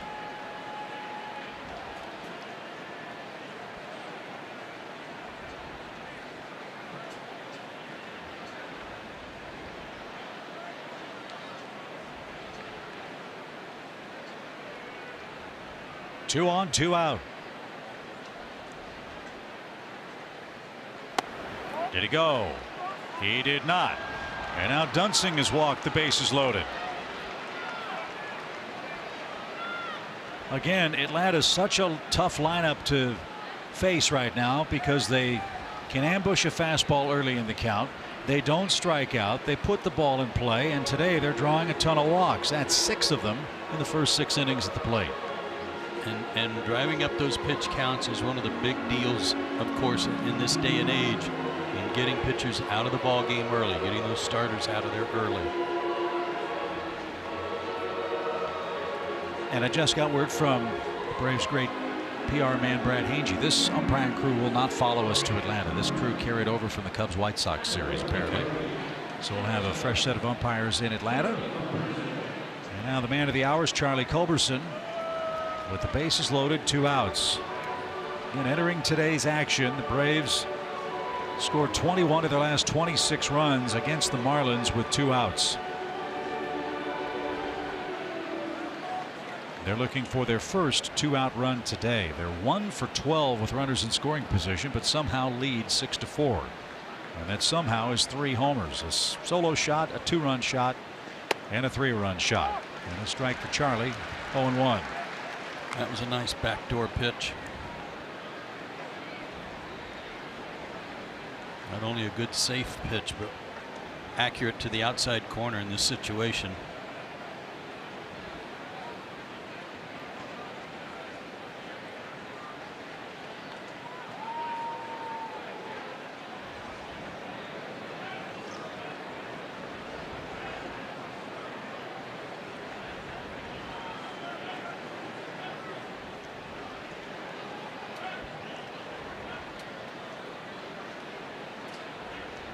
No place to put Culberson. Now Dunsing has one he likes. The pitch. Popped up, shallow right. Long run Zobrist. He's going to get there though, and somehow Dunsing pitches around a 3-walk 6th inning. The Braves have left 11 men on base, but still lead it 6-4.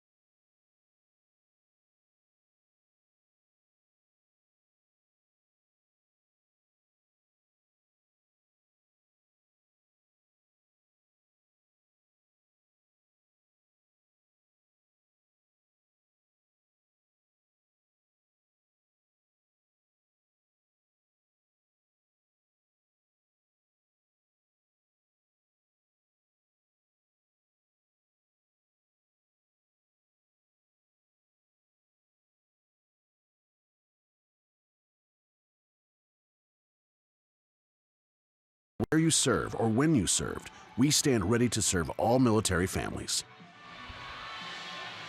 And hats off to the Atlanta offense. They've given Julio 3 homers today. He leads 6-4. He's settling in nicely now. He's got Rizzo, Zobrist, and Baez coming up. And Joe, he's set down the last 8 in order. And you saw that they only have 3 hits. 2 of them are homers. They were both 2-run homers. So keep it in the ballpark. You like his chances the rest of the way.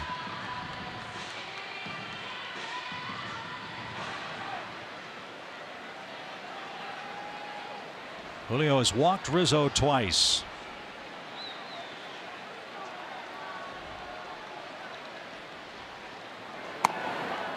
And that missed inside, excuse me, outside. 1 ball, no strikes. An 87-mile-an-hour sinker.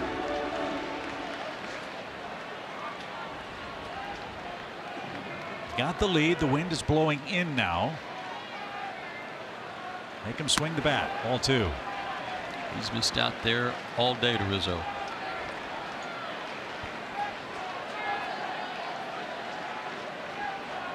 Rizzo 7 for his last 18 with 9 RBIs and 7 runs. Hitting just .211 though on the year. A lot of torque on that swing, and there's that 89-mile-an-hour fastball up in the zone that hitters just keep missing.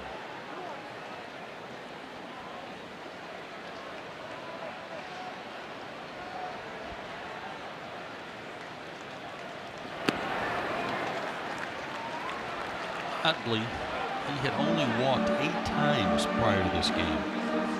I know he's been on the shelf, doesn't have a full complement of games and at bats, but that's an awfully low number for him.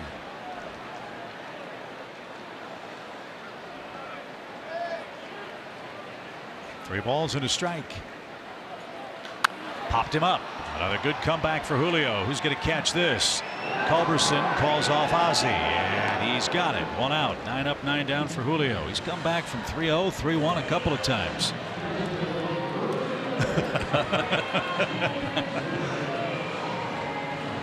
Ozzie's got a little Brandon Phillips action working with Culberson. Like, get over on your side of this second base bag. Had the shift on, so he had all the right that he needed to catch that. Just get out of Ozzie's leg kick. That's great. I love Charlie's little casual flip over his shoulder. Okay, now you can throw the ball around the infield. Here, go have fun. You can play. Go outside. Zobrist 0 for 2.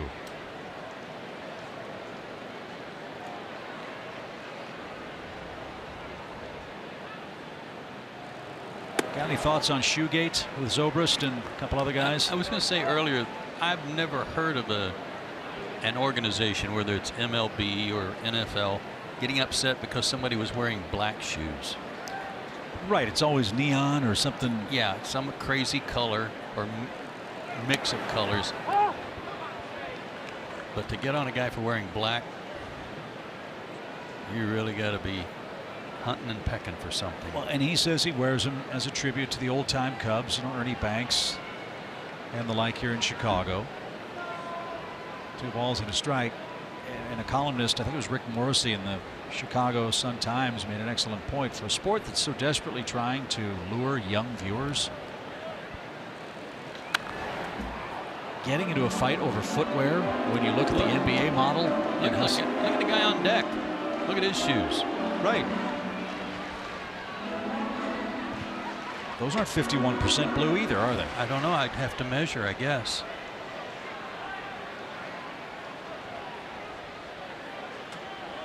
Two balls, 2 strikes. For Ben Zobrist, the pitch is off the plate. You don't see it. Again, this is what the columnist wrote. You don't see the Major League Fun Police get upset at Cespedes wearing a bright yellow and out of uniform arm sleeve with a corporate sponsorship logo on it. But the shoes of Zobrist are somehow a problem. That's hard hit, and Ozzie couldn't catch that one. Zobrist aboard. And that'll be a hit for the Cubs, only their 4th of the game. They have 2 homers and 2 singles, and now Baez is coming up. Well, not much gets by Ozzie, and that was a rope and a short hop.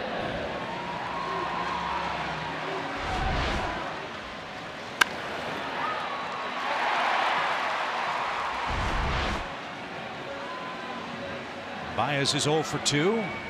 That's the first hard hit ball by the Cubs since the Bryant homer back in inning number 3. So Julio's back to the stretch.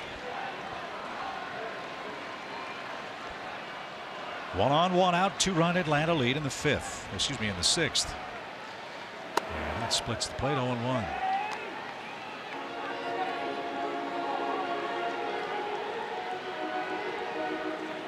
Baez, the 9th overall pick in the 2011 draft by Chicago.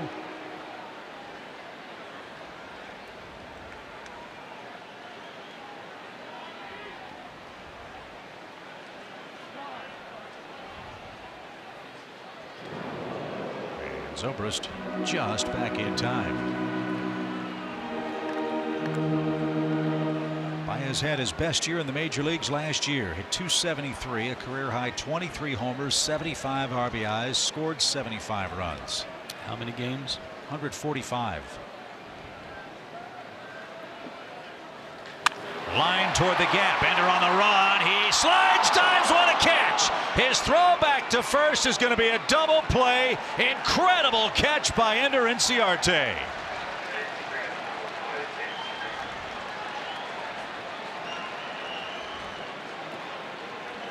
The umpires are asking the Braves to stay on the field to make sure this was a catch. It was. That won't take any time at all.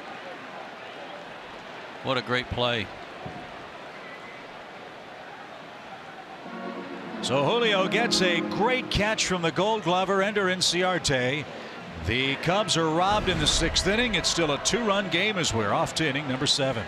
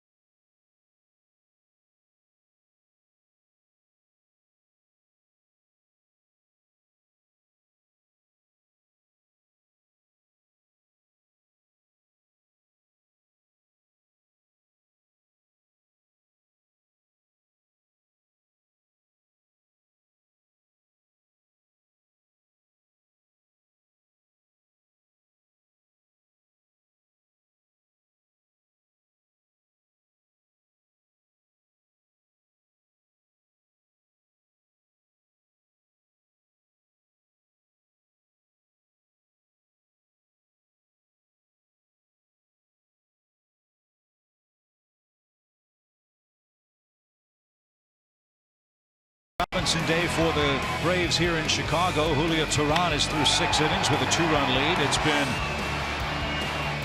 I don't want to say a dance-off, it's been a blast-off between the Braves and Cubs. As the Atlanta Clubs hit 3 home runs today. A 3-run shot by Bautista puts Atlanta in front, and now Pedro Strop is the next Cub out of the pen. Hard throwing Pedro Strop, who's having himself quite a year here so far. This will be his 17th appearance. He's 3-0, a 1.69 ERA. 4 walks, 14 strikeouts you see there in 16 innings. Total of his batting average against is .211. And Julio's going to be taken down after 6 innings at Wrigley. Ryan Flaherty is going to pinch hit. We'll see if Ryan stays in the game defensively for the Braves with a 6-4 lead. Again, Brian Snitker has said he's going to try to work both Flaherty and Bautista in at third base. Not yet a platoon. And if Bautista keeps hitting home runs, if Brian decides to go that route, he's going to have a very nice lineup decision to make on a daily basis. And a swing and a miss for Flaherty. Quickly 0-2 from Strop. Well, and again, there's another body that will enter into that fray too. And when Dansby comes back, all of a sudden, then you've got to find at bats for Camargo, Bautista, Flaherty at perhaps one spot, third base. But that's a nice problem to have, isn't it? Sure is. A couple of former Orioles battling here, Strop and Flaherty. As that would miss down and in. 2 balls, 2 strikes.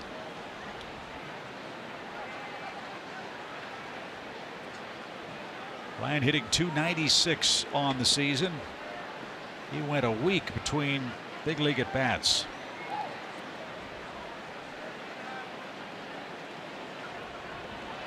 was 0 for 4 in Miami yesterday. And pinch hitting today. And he rolled over that one to second. And the peg to first in plenty of time. Strop gets Flaherty for out number 1. Book on Julio today. 6 innings, 4 runs. He walked 3. He struck out just 1 hitter. Gave up 2 homers. But most importantly, he leads the game. He really settled in. It's almost like, as Paul was talking about, adjusting to the conditions with the ball jumping out early. He hung a couple of sliders that cost him 4 runs. After that, he didn't make any mistakes, and there were a couple of hard hit balls in the bottom of the 6th inning that may have led Brian Snitker to think it's time to get him out. Rizzo will flip to Strop, and Albies, the first soft hit ball for him in the game. 2 outs. Ozzie might get another chance to hit today. He's a triple shy of the cycle. And here's Acuna. Ronald is 0 for 3, 2 strikeouts and a force out.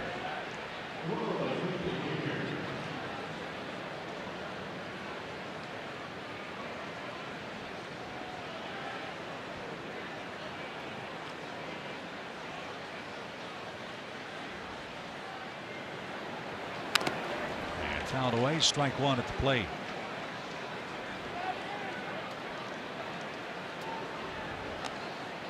Don't care how talented you are, don't care what your minor league credentials are. As you well know, Joe, this is an entirely different ball game at this level. And it doesn't take long for a book to get out on a young player. Well, there are no days off, and by that I mean there are no days off from good pitching. You're going to see people who are trying to exploit whatever holes you might have in your swing, and they'll be good at it.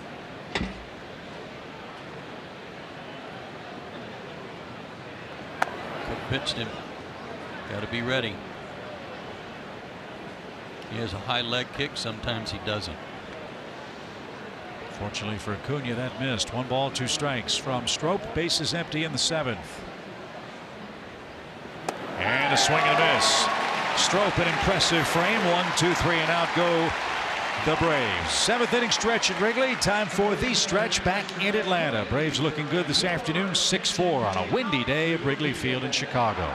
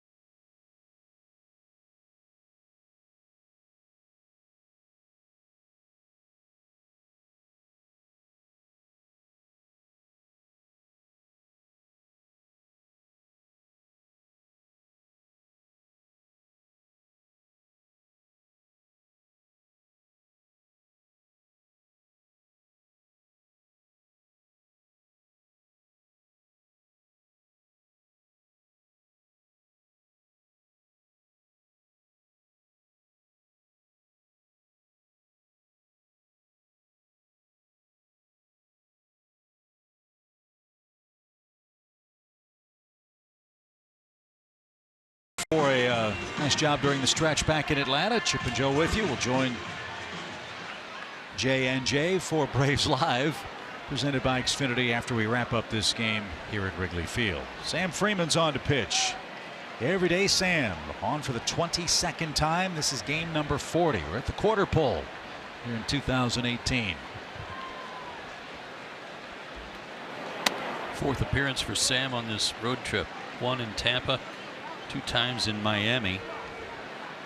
3 innings total, no hits, no walks, 4 strikeouts. Caratini grounds to third. Nice pick. And the long throw in, plenty of time. And nice play by Bautista with a backhand to get his man. Good start for Freeman.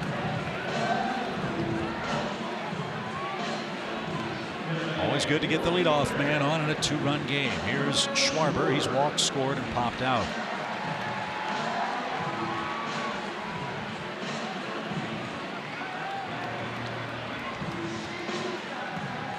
Julio trying to go to 3-0 lifetime at Wrigley Field. He's trying to go to 4-1 overall this year. Some wicked spin. Schwarber couldn't pull the trigger. Great pitch.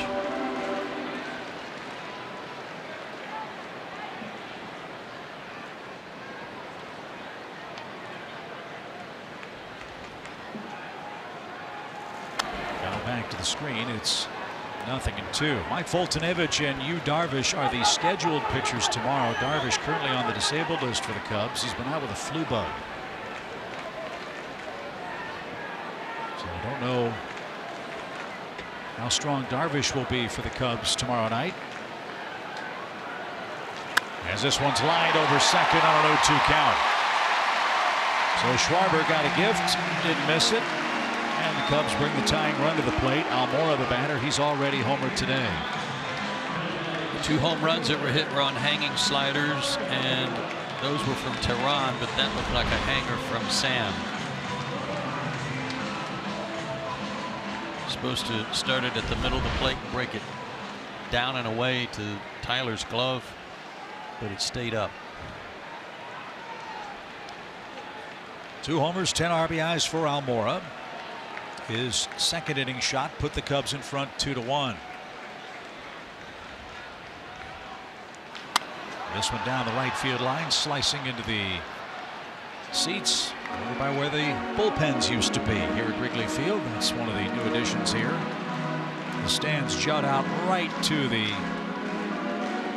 edge of the foul lines in left and right. And the home and road bullpens have been moved from foul territory to underneath the left and right field bleachers here.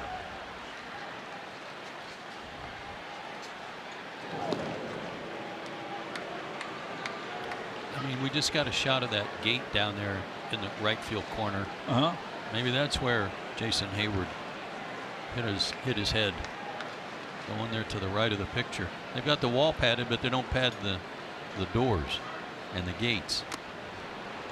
So that truly is not an ideal situation. Well, spend more time worrying about stuff like padding walls and things instead of what color shoes somebody's wearing. To the right of that 353 mark is a gate, a metal gate. No padding on that. Doesn't look like it. No balls, 2 strikes. And that bounced up there. And we're told that Jason Hayward got hurt in St. Louis trying to bring a home run ball back at Busch Stadium. But your point, that's always been a problem here at Wrigley. You've got a brick wall behind the ivy, which doesn't give you a whole lot of protection because those vines are thick and hurt.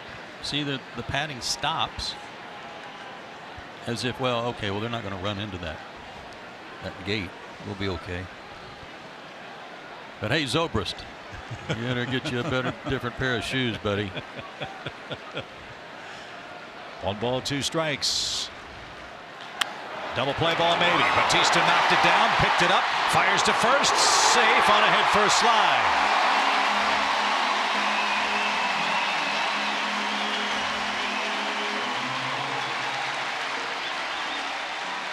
So a hit on an 0-2 pitch. A hit off Bautista's glove on a 1-2 count. And now the Cubs have first and second, 1 out. This is Wilson Contreras.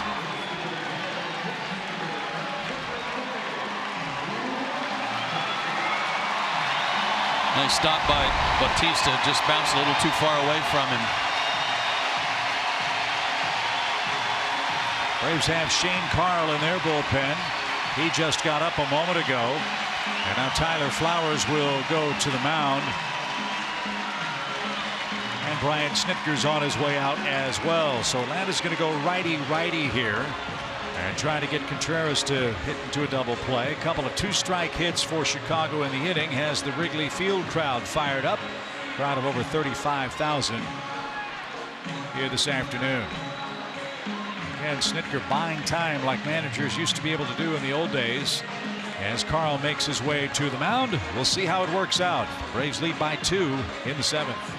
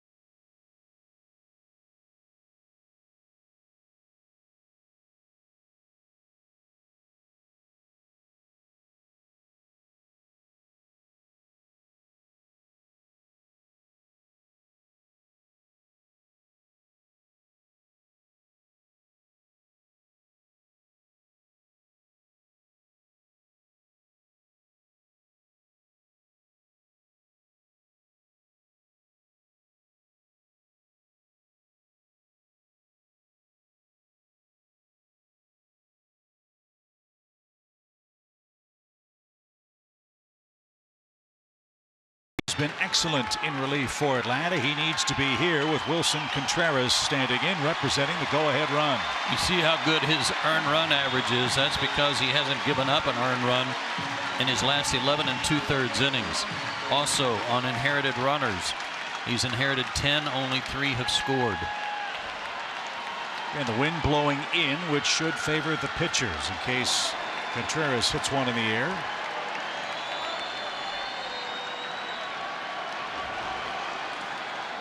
He has been the reddest of red-hot Cubs at the plate on this Chicago homestand. 11 for 23, 3 homers, 12 RBIs. He scored 6, 3 doubles and 2 triples. And he's hit into 3 double plays. That's tied for the most on the team with Rizzo. 1 ball, no strikes. Fouled away. And even count. Doesn't sound like he's hitting too many balls on the ground, though. No, he's not. First chance for the Cubs to hit with a runner in scoring position all day. It comes in the 7th. Pair of 2-strike hits off Sam Freeman. Brings up Contreras with 1 out.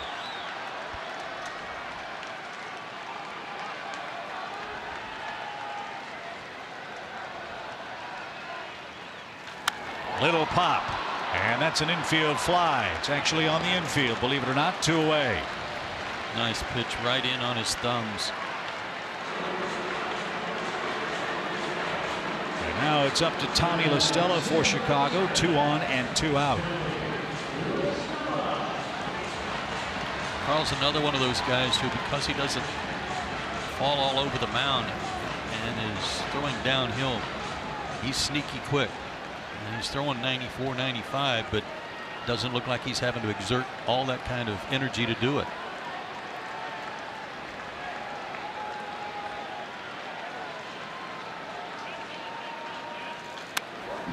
And fouled away La Stella, down a strike. 0-1. This guy scares me. I remember I said he's a good fastball hitter. He's real quiet at the plate. Very still. He just lets his hands fly.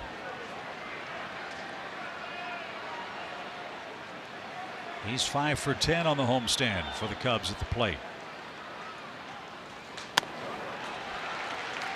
And an even count. His base hit in the 3rd inning. La Stella carries a 5-game hitting streak now. And another Cub that, when the chips are down, has come through in real good style for them. Schwarber, not a fast runner at second. The pitch. Caught on a miss. Nice stop by Flowers. The headgear goes flying. It's 1-2.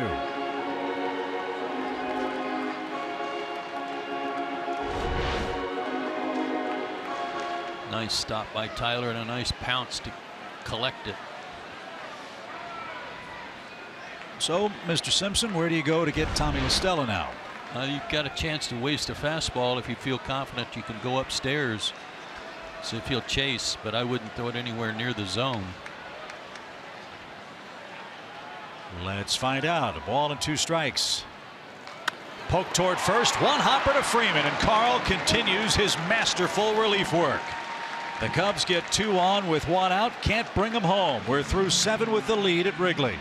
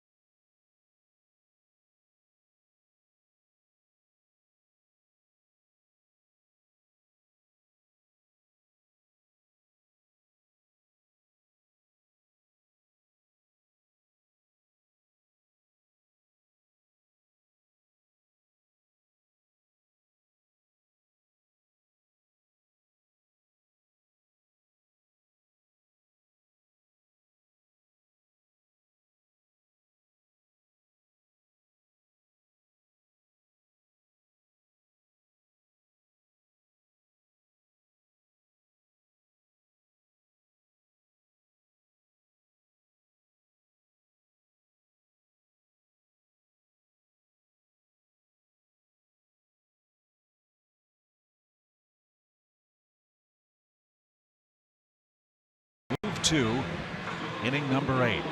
And before Freddie hits, let's enjoy the Bringing Their Best feature brought to you by Old Dominion, the official freight carrier of Major League Baseball.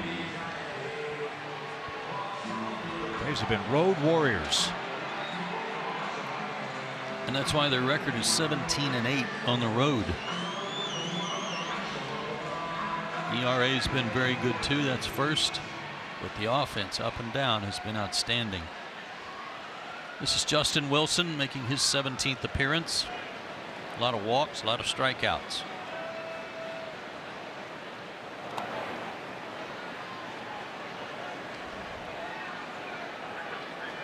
Cubs carry 3 left-handers. We already saw Dunsing. They also have Mike Montgomery down there.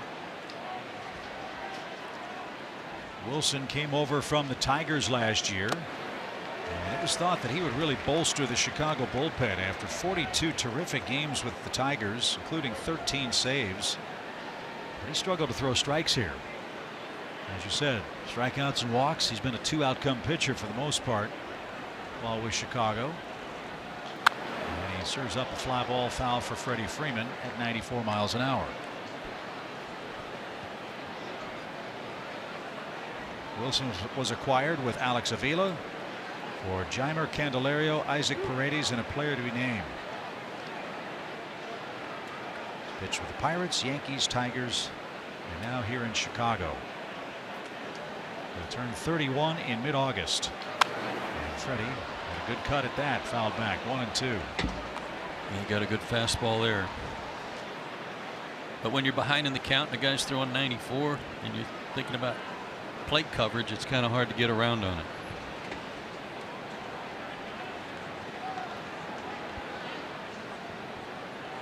Approaching 4 o'clock in Chicago. The 1-2 pitch. Just missed. Wilson thought he had him struck out. Sometimes that's been a strike, sometimes that hasn't been. Very inconsistent today.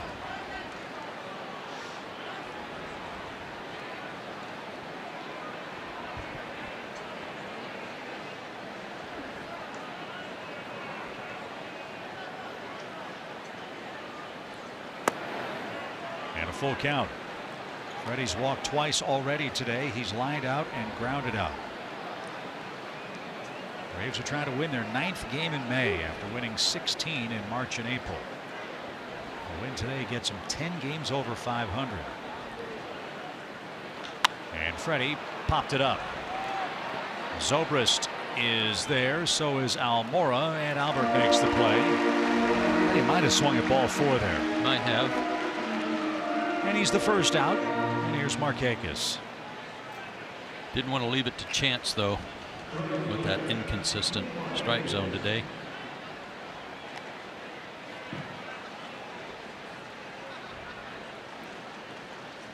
Good day for Nick again.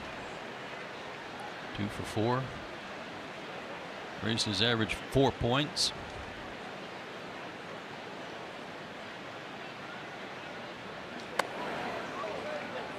This would be a great game for the Braves to get for myriad reasons. One, you take 2 out of 3 from the Cubs on the road.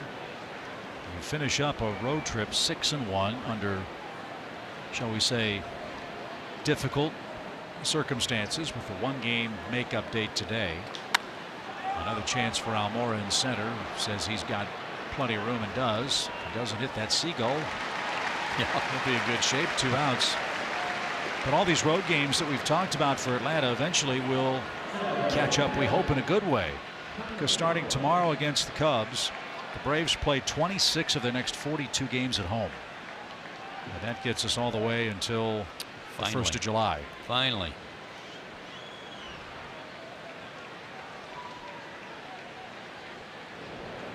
$35,946 here today. That's as many as we played in front of in Miami. In 4 days. As somebody said a minute ago online, maybe the Braves were distracted by all the people in the stands in the early innings. That could have been it. On a day like today, if you have the time, who wouldn't want to come to Wrigley Field and watch a ball game? Great place. 2 balls, no strikes. Big day for Tyler. He's been on base 4 times. A 3rd inning 2-run homer put the Braves back in front 3-2. His first ever big league hit on a 3-0 count. He also singled and scored in the 5th and walked in the 6th. Well, he saved it for a good time. Good hack at that. Hope you'll join us at SunTrust Park tomorrow night. Tuesday, Wednesday, Thursday, 3 night games.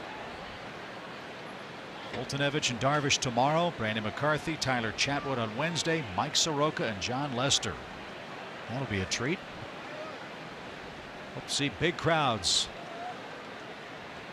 at the Braves home park. Pitch. And I tell you what, you're right. He has an eagle eye. He's seen 22 pitches, Joe. He has swung the bat 3 times.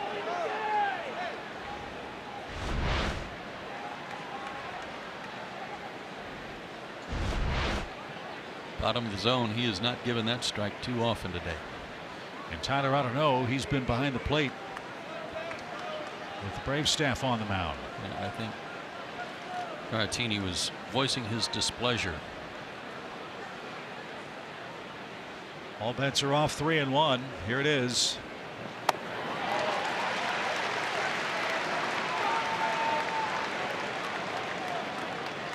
In the bottom of the 8th inning, Bryant, Rizzo, and Zobrist are coming up for the Cubs.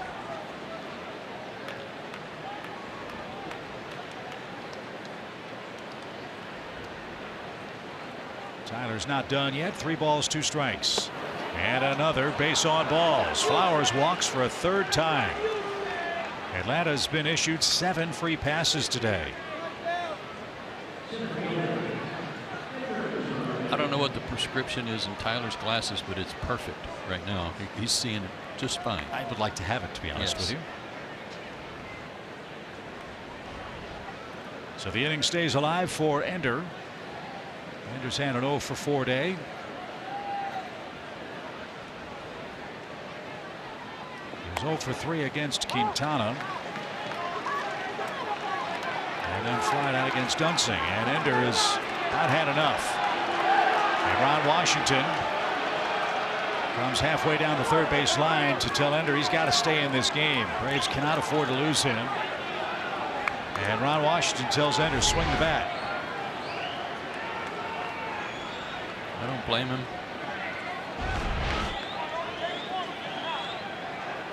Brian Snitker had gotten to the top step to try to calm Ender down too, but Ron Washington got his attention and said, hey, get in the box. And he tried to bunt, and it's foul. 0-2.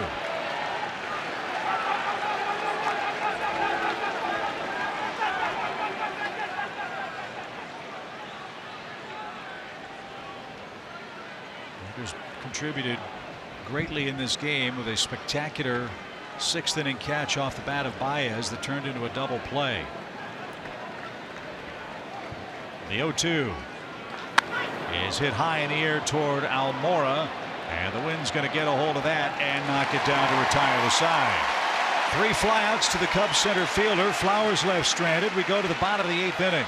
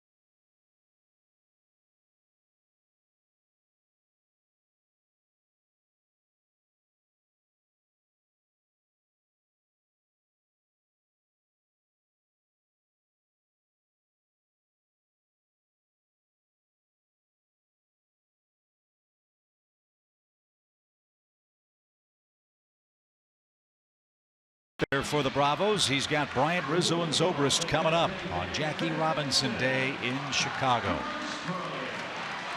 Bryant hit a 2-run homer. That came in the Chicago 3rd. Tough part of the lineup. Got to go through it one more time. Chris Bryant got to 100 home runs faster than any other Cub.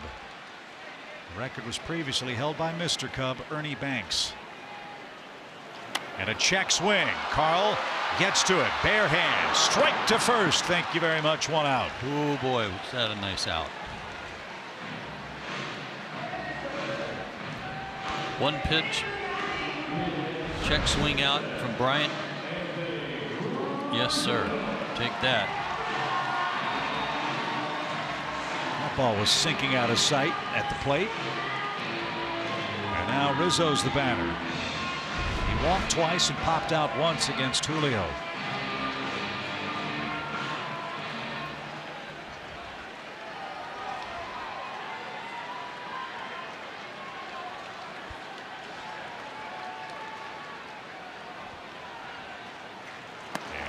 Rizzo, ball one.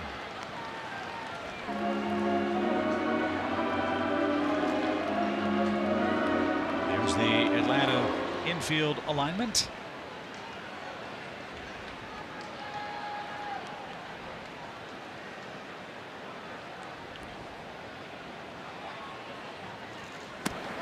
And up and away. 2 balls, no strikes. If this has been the game plan to not let Rizzo beat you, today's been very effectively done. He hasn't seen many pitches to hit. Might have expanded his strike zone in the 6th when he popped out.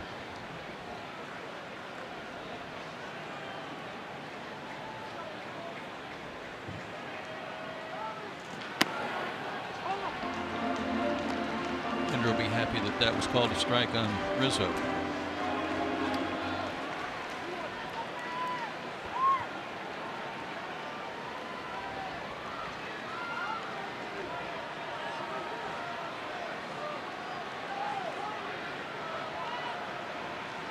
Two-one count.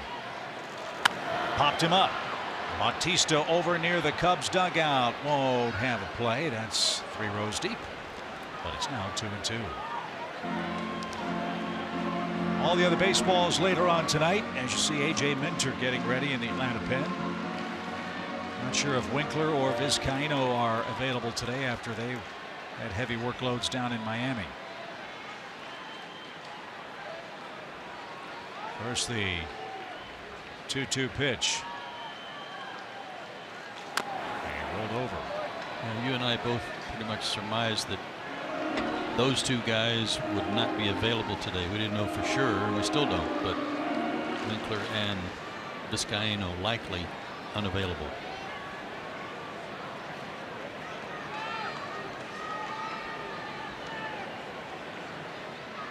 Base is empty for Rizzo. 1 out.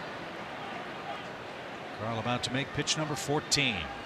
And it's hit to the right side. Albies positioned perfectly. And Rizzo's out number 2. Another ground ball out. That's 3 in a row for Carl, and now Zobrist the batter. Atlanta today has a 1-game lead in the divisional race over the Phillies, who are idle today. The Phillies open up a series in Baltimore tomorrow.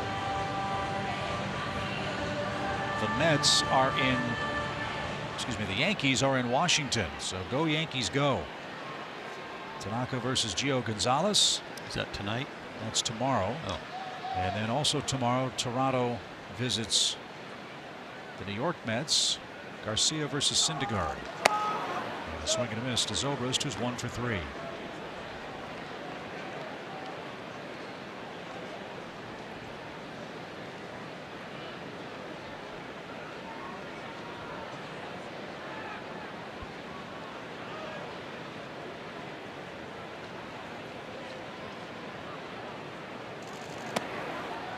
He is throwing a disappearing baseball right now. He's been so good. That was a changeup from 87 to 94.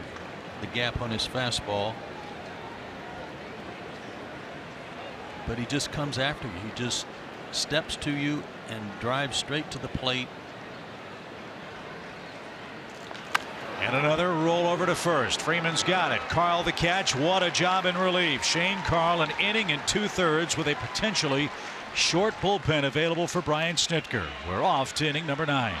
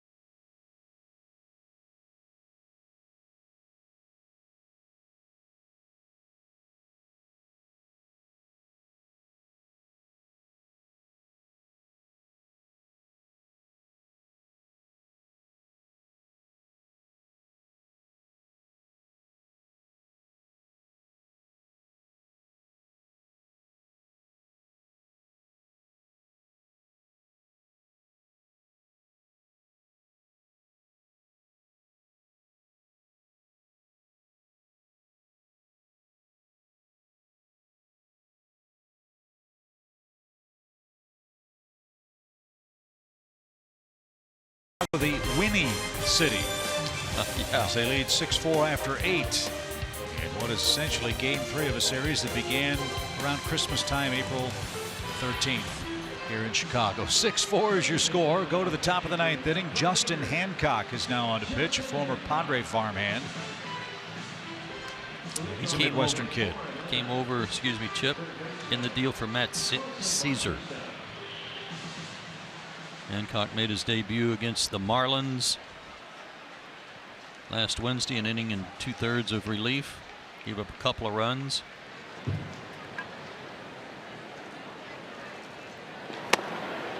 And it's safe to say he throws hard. Now at 95. For Jose Bautista, who has the biggest hit in the game for Atlanta. The first and only hit for the Braves today with a runner in scoring position was a 3-run homer into the bleachers in left. And that gave Atlanta their 4th, 5th, and 6th run. And that's stood up to this point.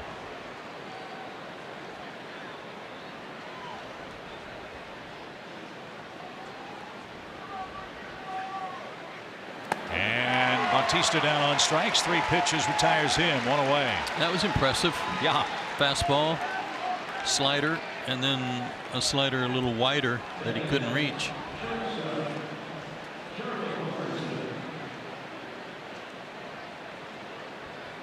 And here's Charlie Culberson 0 for 3. He reached on a Rizzo error back in the 2nd. Pitcher spot is due next for the Braves. We have Tucker, Camargo, and Suzuki available to pinch hit. Nobody's in the circle yet. It looks like it'll be Johan.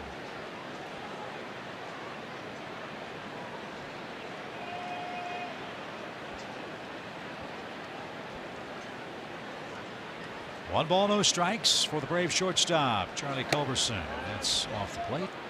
No swing. Ball 2. Braves have out hit the Cubs 9-6. At 5 in 1 inning. That was the very happy 5th, capped by Bautista's homer. And for a while, I think both of us were scared to death that all those scoring opportunities against Quintana in the 1st and 2nd innings were going to get wasted. But Flowers hit a homer, Bautista hit a homer, and the pitching has been brilliant. Now their bullpen's given up a run, which we hope continues in the bottom of the 9th inning against Joe Maddon's Cubs. Yeah, the Braves have left 12 men on base, and it started in the 1st inning, leaving them loaded, bases loaded, 1 out. Couldn't get another run across. That's a strike. Culberson was on his way to first base. It's full count. No, nowhere near.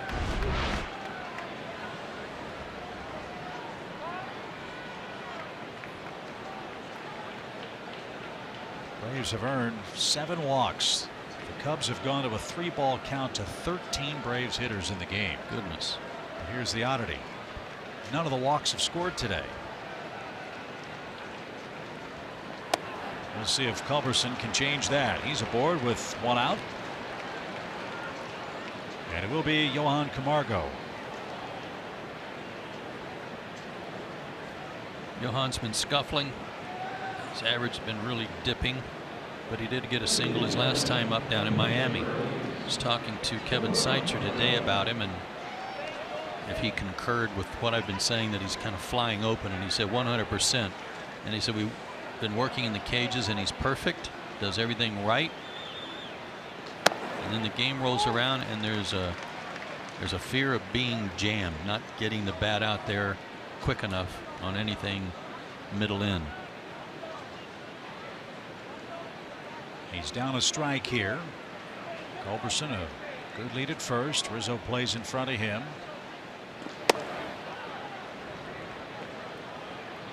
And it's even, 1 ball, 1 strike. Well, you'd love to bring Albies, Acuna, and Freeman to the plate. We're in the 9th inning. A little insurance can't hurt. Up 2.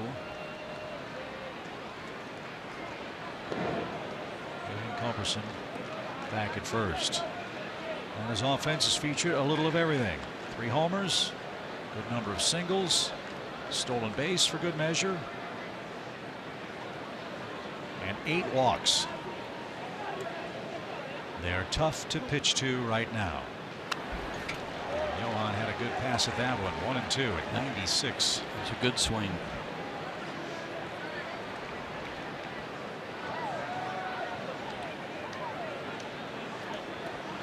He missed a lot of time in spring training too before the start of his season. And Oblique caught up with Camargo.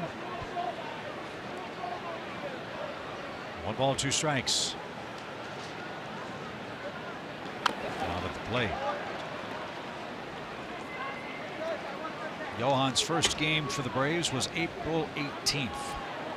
He missed 16 games with a right oblique muscle. Went 3 for 5 at AAA on the 18th, and then came to the big league club and struck out. So played in a AAA game and a big league game in the same day.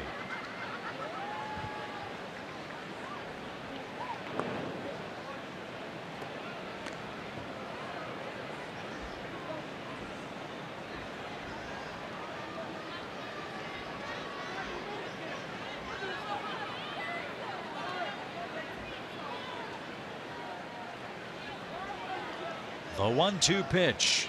Runner goes. Pitch high. Caratini's throw is right on the money. And Baez got spiked, I think. He's down on a heap at the second base bag. A hard, clean slide at the bag, and Baez has yet to get up.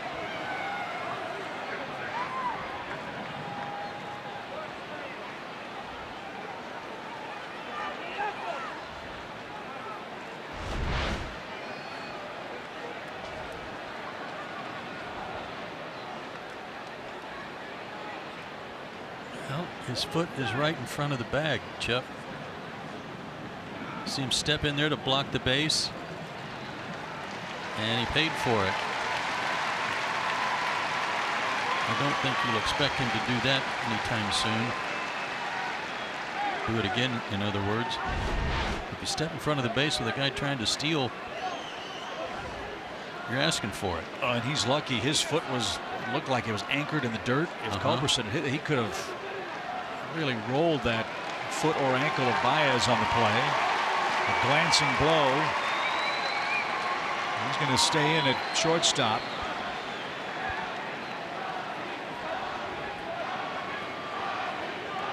We're told the spikes of Culberson actually sliced open the left shoe.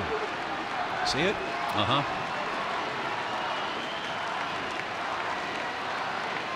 Great catch. Good catch.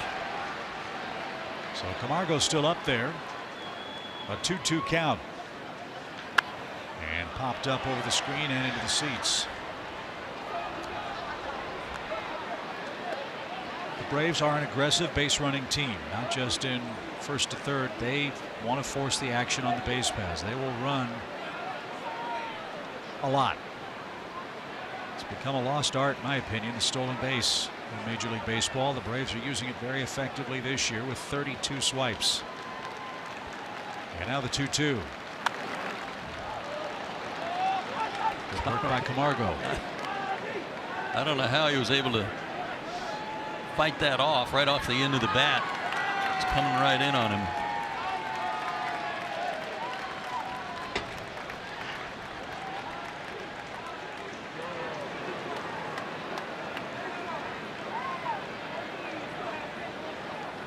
Swing and a drive down the right field line. He turned on that baby at 97. Throw him down and in at your own peril.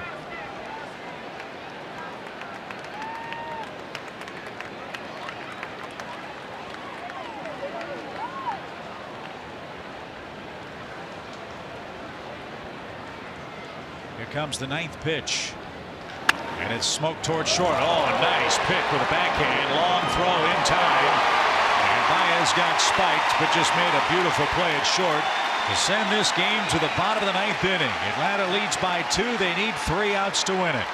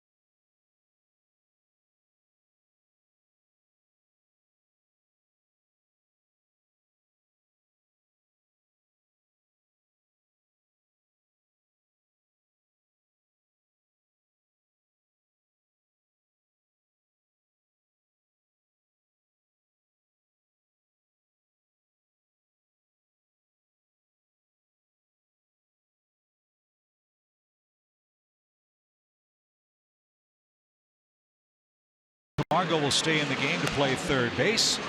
And it will be A.J. Minter coming to the hill for Atlanta, I believe. It is.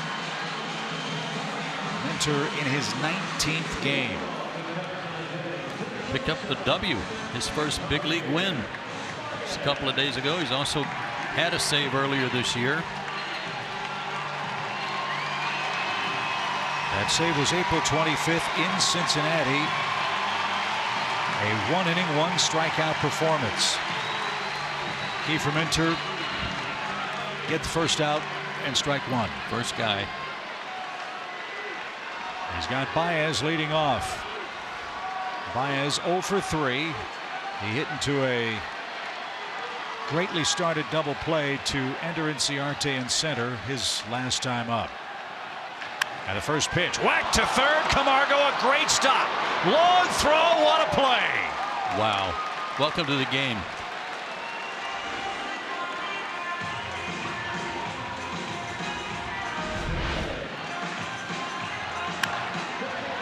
What a play.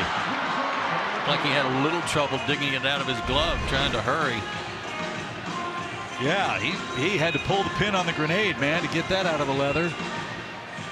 So a missile off the bat of Baez turns into the first out. And Victor Caratini, the Cubs catcher, is 0 for 3 and digs in next.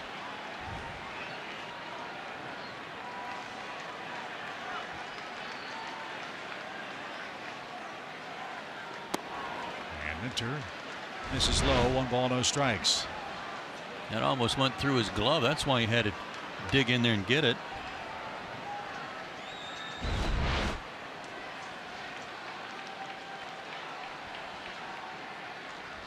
One ball, no strikes. 98 missed inside, 2-0. We're told the exit velocity on that Baez smash to third was an astounding 104 miles an hour.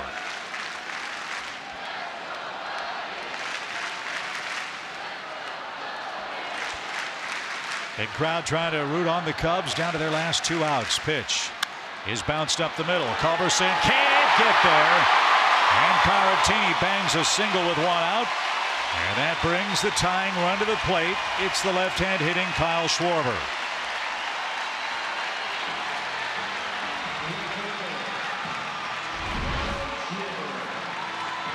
They had Caratini played a little bit toward the hole. That's why that 27 hopper got through there. Well, you like the percentages here if you're the Braves. Schwarber, for all of his talents, is 3 for 18 this year against a left-handed pitcher with 7 strikeouts. And they're only 3 for 20 against Minter.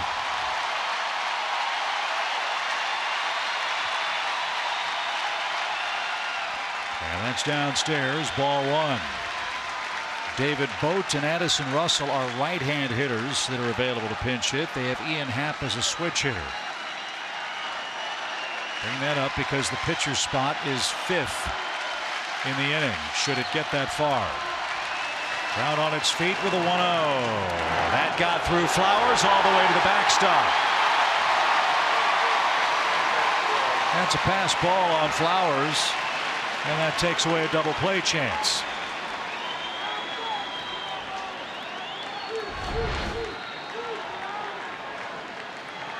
Why that wasn't a strike is beyond me. That was right down the middle. It was right there. Yeah, we talked about all those names that did not start today for the Cubs. They're still available with the exception of Contreras, and a lot of pop still left on the bench.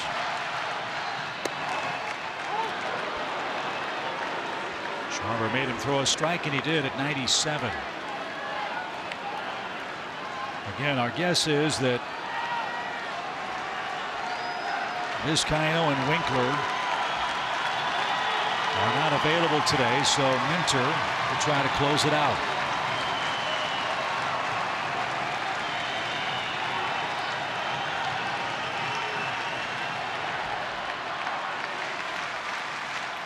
AJ ready. Here comes the 2-1 pitch. Right there, strike 2.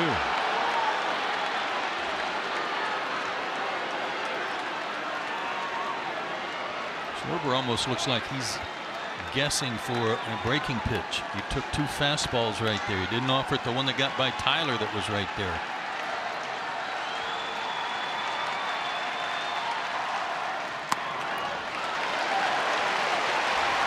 Margot's play at third, looking bigger and bigger with each passing pitch. 1 on, 1 out, full count for Schwarber. You got Almora next. He's already hit a homer today. Here comes the 3-2. Not close.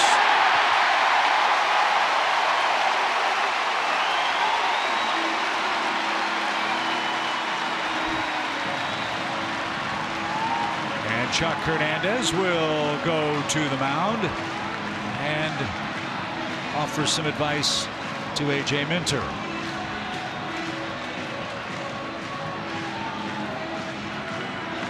Braves still have Gohara and Biddle from the left side in the bullpen, and Moylan from the right side among those that we assume are available.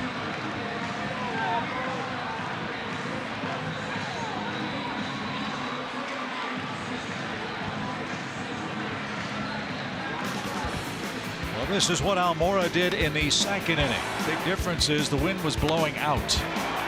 He got a hanging slider. It was like putting it on a tee for him.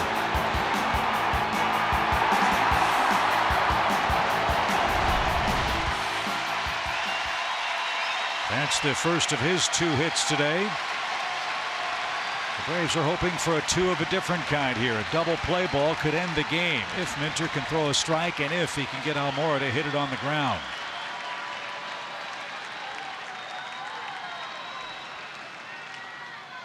Broken bat over Culberson into left field. The bases are loaded for Chicago with 1 out. He broke his bat, and Almora strong enough to guide it into left field to load him up.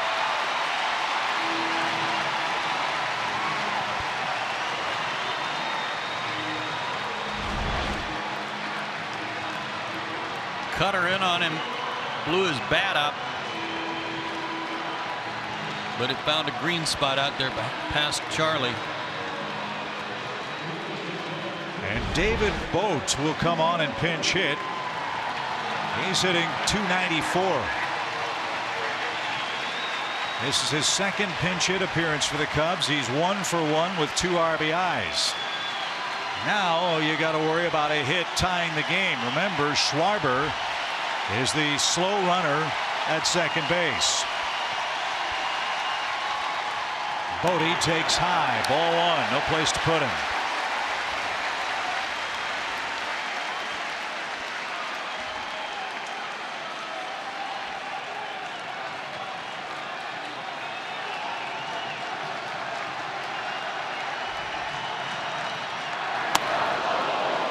Joe Madden must have a lot of confidence in this guy. Either that or there's maybe some nagging injuries or some guys like Russell and Ian Happ. They've been in the big leagues a while. This guy just got here. Bodie played at AA last year. 1-1 pitch. Foul back. 1-2. 14 homers for Bodie at AA Tennessee last year. He's out of Longmont, Colorado. An 18th round pick 6 years ago by Chicago. Now hitter's ahead of his man. Strikeout would be enormous. He's late on the fastball. The last one at 98.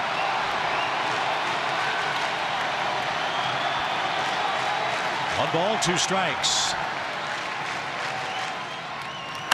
A little pop over by the Braves dugout and into it, foul. We'll do it again.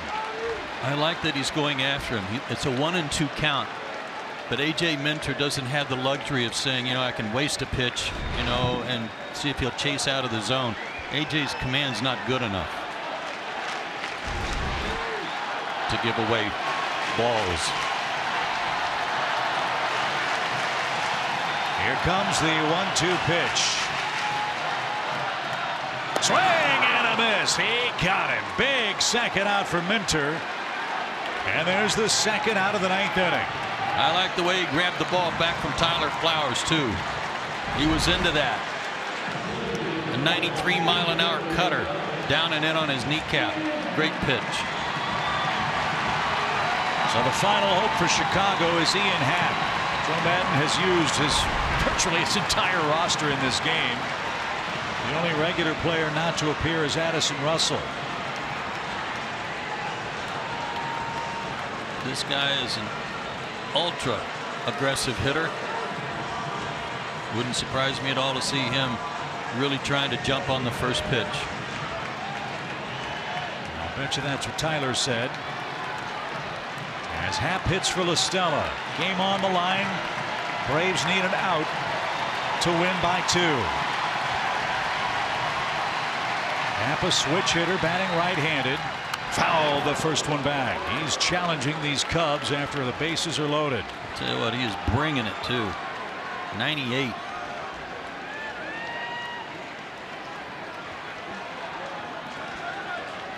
Happ has better numbers right-handed. 4 for 7 as a pinch hitter. The 0-1 pitch. Now he's ahead 0-2.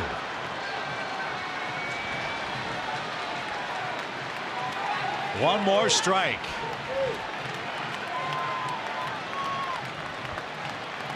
So what'll they do? Will they keep pounding that fastball, or are they going to try that cutter down and in again like they got Bodie on? Let's find out. Here it is. Almost hit him. It did hit him on an 0-2 pitch.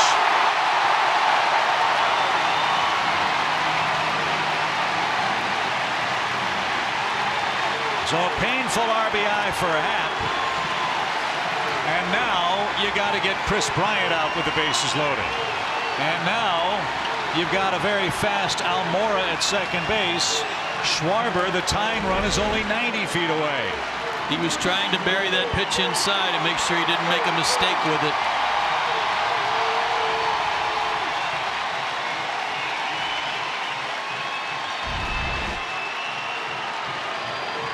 So some 0-2 mistakes have cost the Braves today. Bryant with the bases loaded. The pitch to him. Caught on a missed. 6-5 now.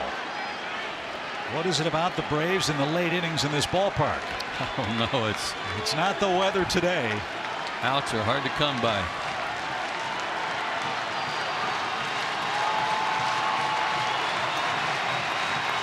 Nothing in 1.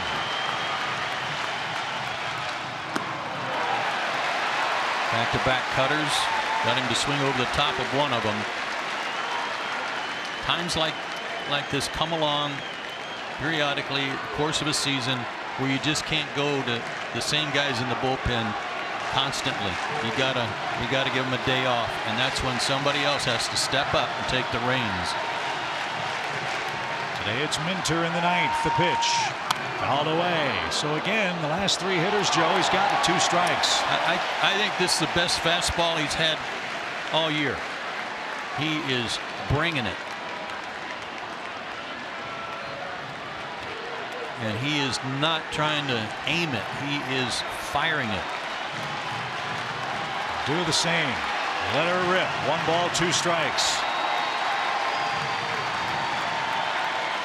And here it is. Fly ball to left. Acuna's there. The Braves have won it. Mercy. What a game.